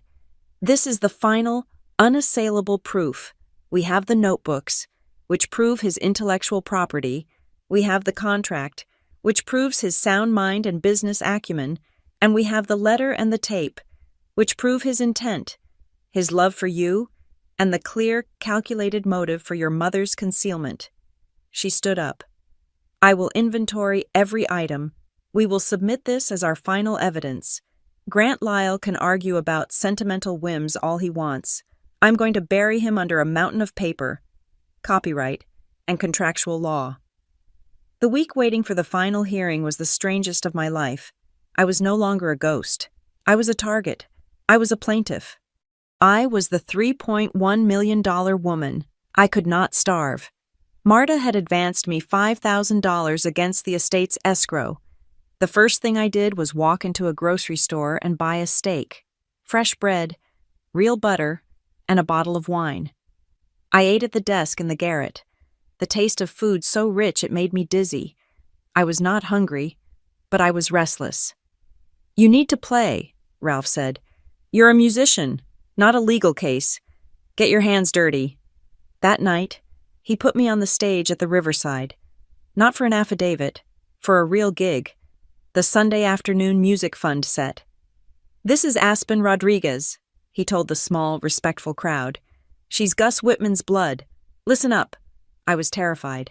My hands were stiff, but I played. I played Autumn Leaves. I played Body and Soul. I played the songs from his notebooks. I played for 3 hours. The music was rusty, but it was honest. At the end of the night, Ralph handed me the tip jar. It was full. I counted it back at the garret. $324. More than a month's worth of food. I had made my own money, not from a lab, from the L5. The enemy was not idle. A leak came from one of the session players at the club. He had gotten a strange call. It was Amber, he told Ralph. She was trying to find a collector, a private buyer. She told him she had a vintage 54 L5 and that she could get it. No questions asked. She was promising him a 50-50 split with her partner. She was trying to sell your guitar. Aspen, out the back door, for cash, before the judge could rule. I told Marta. She just smiled. Let her, she said. Let her create a paper trail of fraud. Let her put her desperation in writing. She's hanging herself. I stayed quiet. I let them scramble. I let them reveal who they were to the world. I had one final piece of work to do. I opened Notebook 3, the one Gus had mentioned, and I found it. His arrangement of lush life. It was a masterpiece, a halftime rubato. The chords were impossibly complex. The melody twisted around them, beautiful and broken. It was the hardest thing I had ever tried to play. I sat in the garret, the music sheet on the desk, the L5 in my lap. I began to practice. I was not just learning a song. I was memorizing my testimony. I was preparing the living proof. I practiced for hours, my fingers aching. The final chord of the arrangement was a voicing I had never seen, a complex cluster that sounded like a question and an answer at the same time. I finally nailed it, the note ringing pure and true in the dusty room. Ralph was standing at the open door, listening. I looked up, my fingers sore. He nodded, his eyes proud.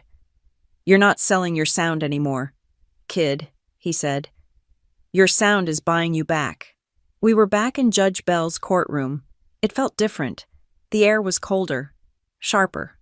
It no longer smelled like old paper. It smelled like new money. A representative from Blue Crown Publishing was there, sitting in the front row, his briefcase open, his expression keen. The final hearing.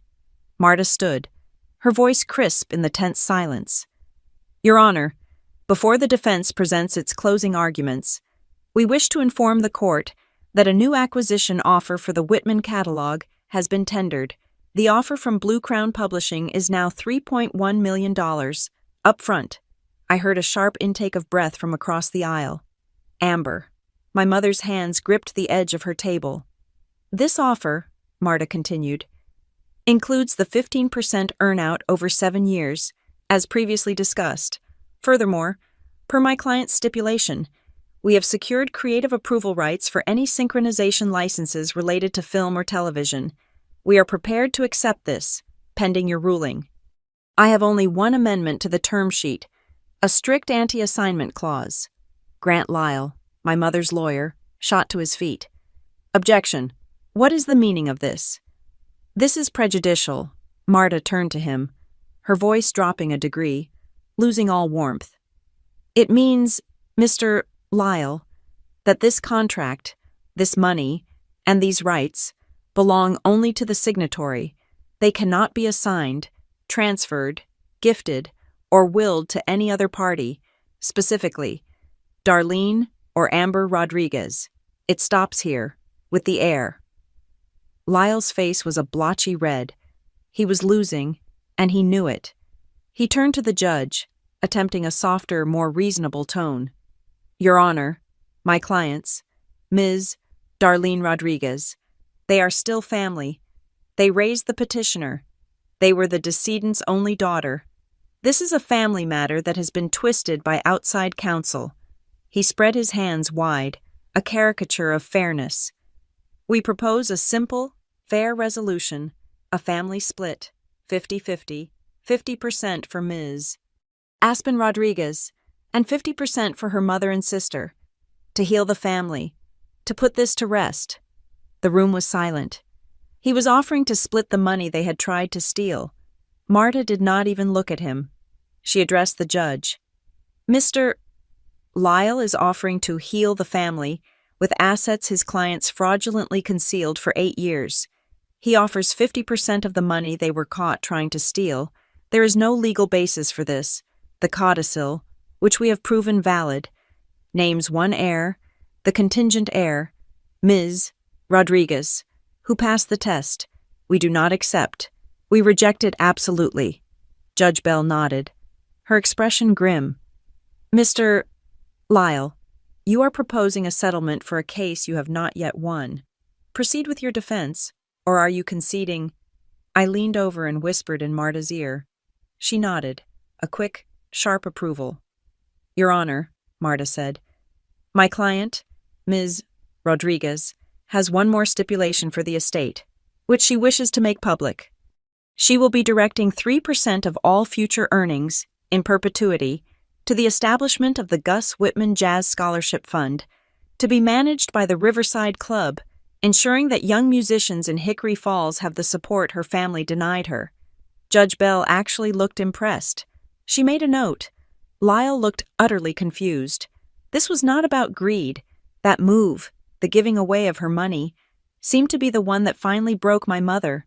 The pretense, the mask of the grieving, concerned parent, dissolved. Darlene stood up so fast her chair screeched against the floor.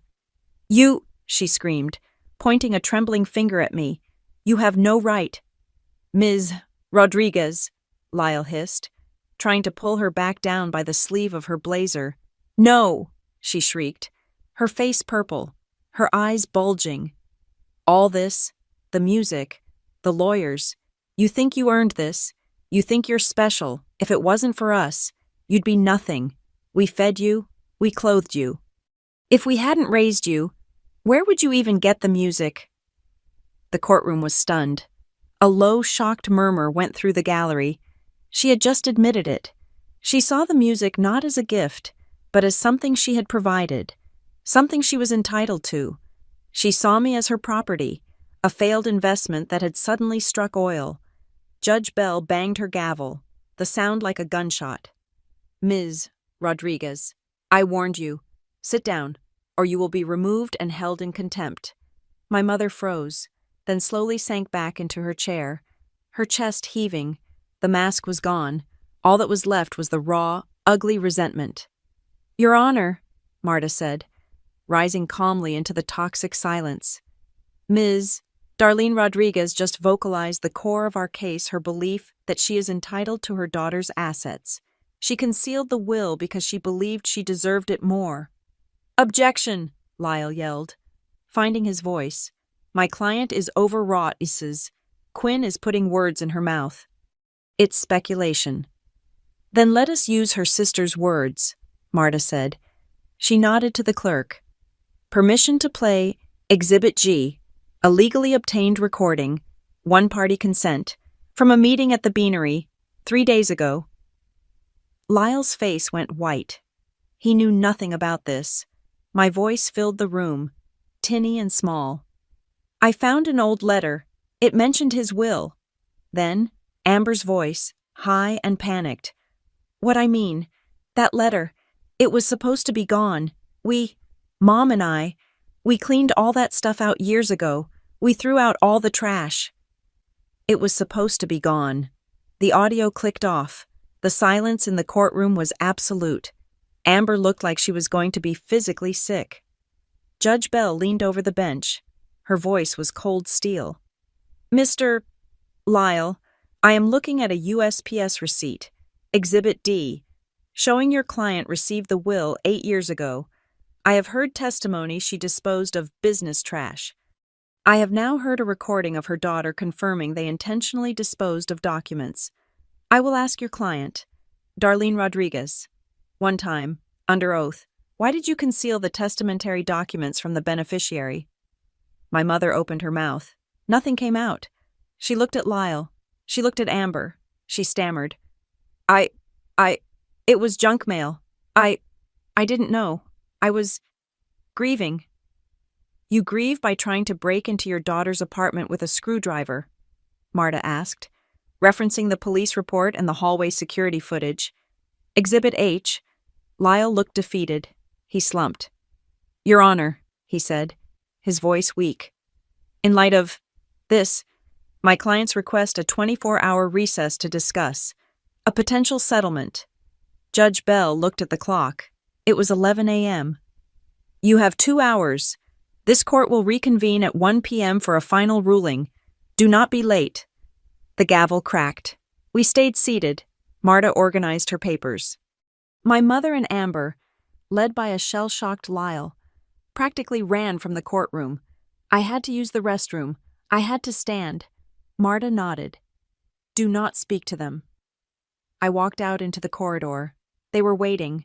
A desperate, final ambush. Aspen, my mother grabbed my arm. Her grip was like a claw. The mask was back, the fake tears welling instantly. Aspen, please, you cannot do this. You cannot embarrass your family like this. We raised you. We love you. That money, it will change you. It will make you hard. Let us help you. Let us protect you. I said nothing.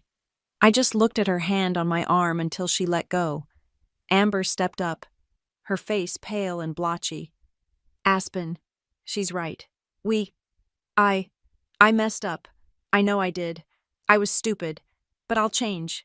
We can be a family again, like we used to be. We'll pay you back all of it. Just tell the judge you want to split it. We'll go to therapy. We'll start over.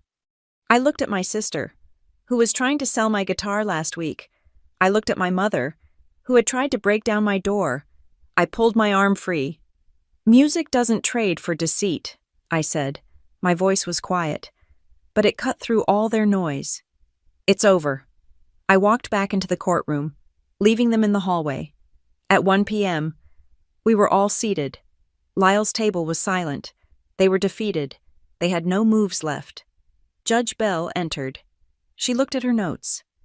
I have reviewed all evidence, the notarized codicil, the audio from the decedent confirming his intent, the expert testimony, the performance video, the USPS receipt, the audio recording from the coffee shop, the evidence of concealment, fraud, and tortious interference is, frankly, staggering.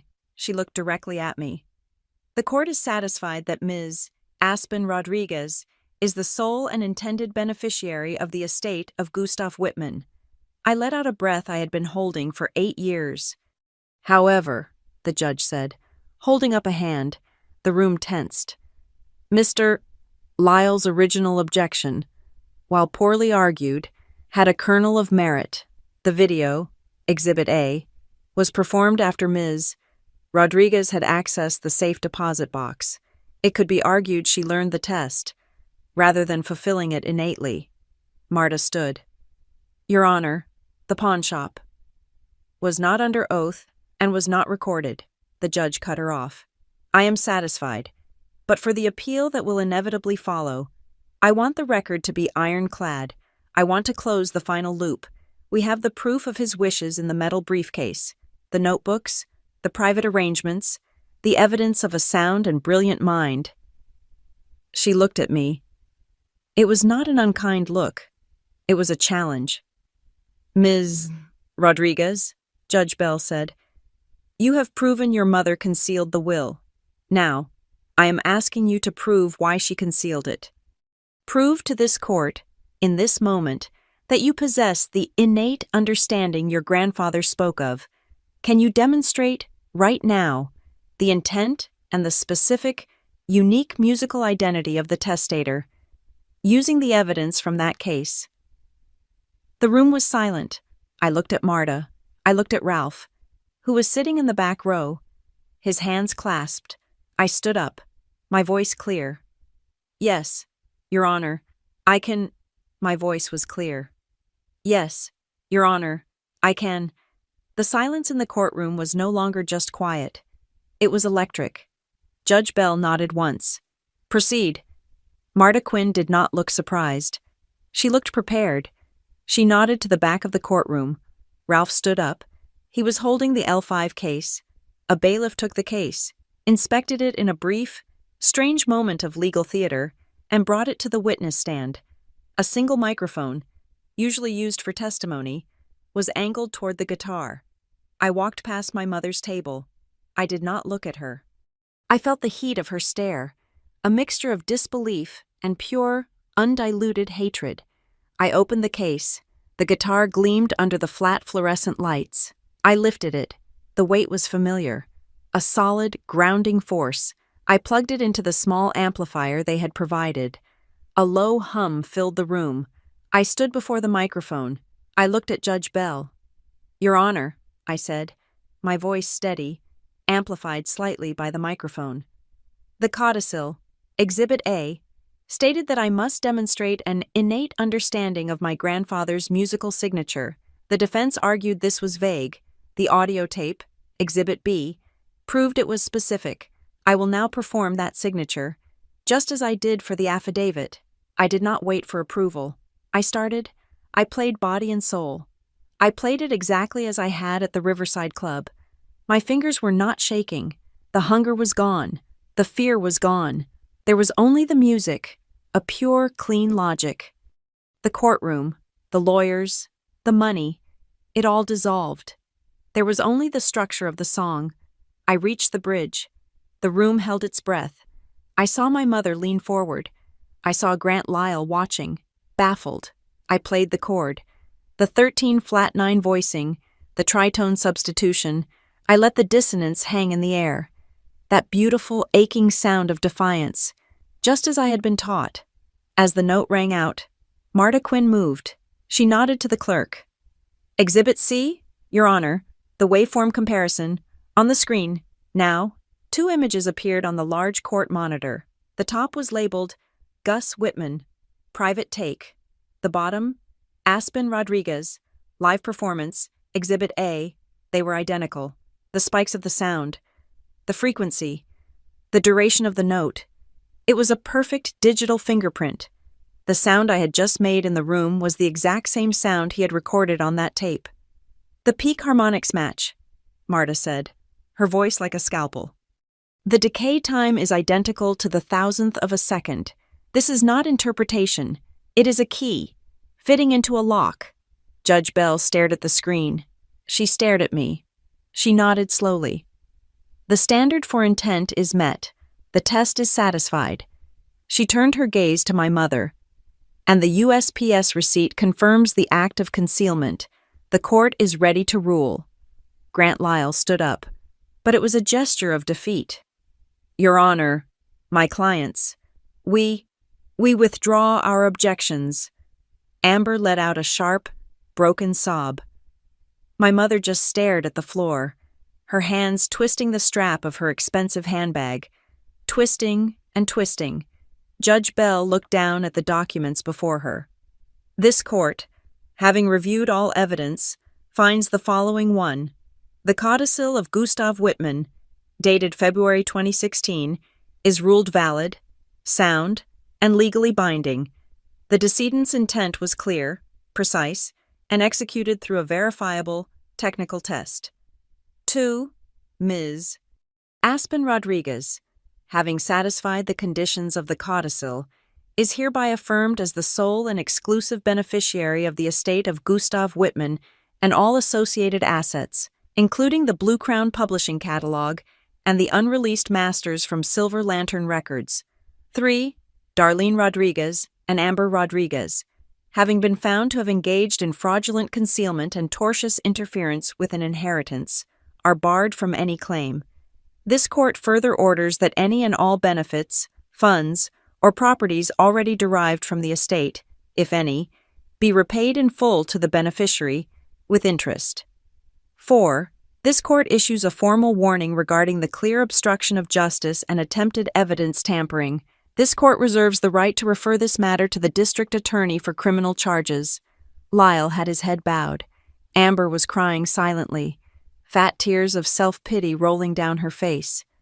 My mother was just a stone, her face gray, her knuckles white on her purse. The representative from Blue Crown Publishing, who had been sitting quietly, stood up, startled. Judge Bell looked at him. "Sir, my apologies. Your Honor," he said, his voice crisp.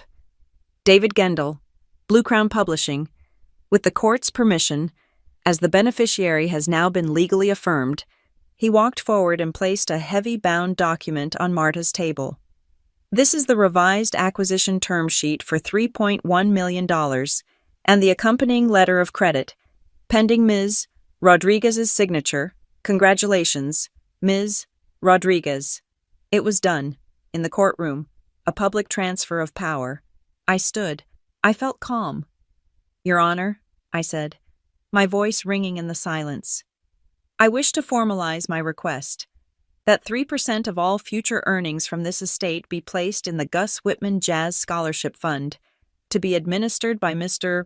Ralph Delaney. Judge Bell smiled. A small, real smile. The court recognizes the stipulation and enters it into the official record, a fine way to honor his legacy. Ralph, in the back row, met my eyes. He did not smile.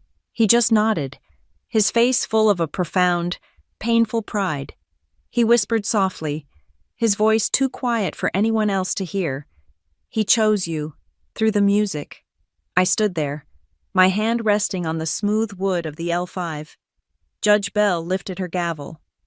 The estate of Gustav Whitman is closed. This ruling is final and effective immediately. The crack of the gavel was the loudest sound I had ever heard. It was an ending. It was a beginning. Grant Lyle was ushering his clients out a side door, a retreat. I stood at the stand, the guitar still humming. I looked at the judge. I looked at Marta, who gave me a sharp, victorious nod. I lifted my hand, and I played one final chord. It was not the chord from Body and Soul. It was a quiet, complex, major seventh. A falling interval, a fall, as gentle and as final as an exhale. The note hung in the silent, empty courtroom. I unplugged the guitar. I did not wipe it down. I did not rush.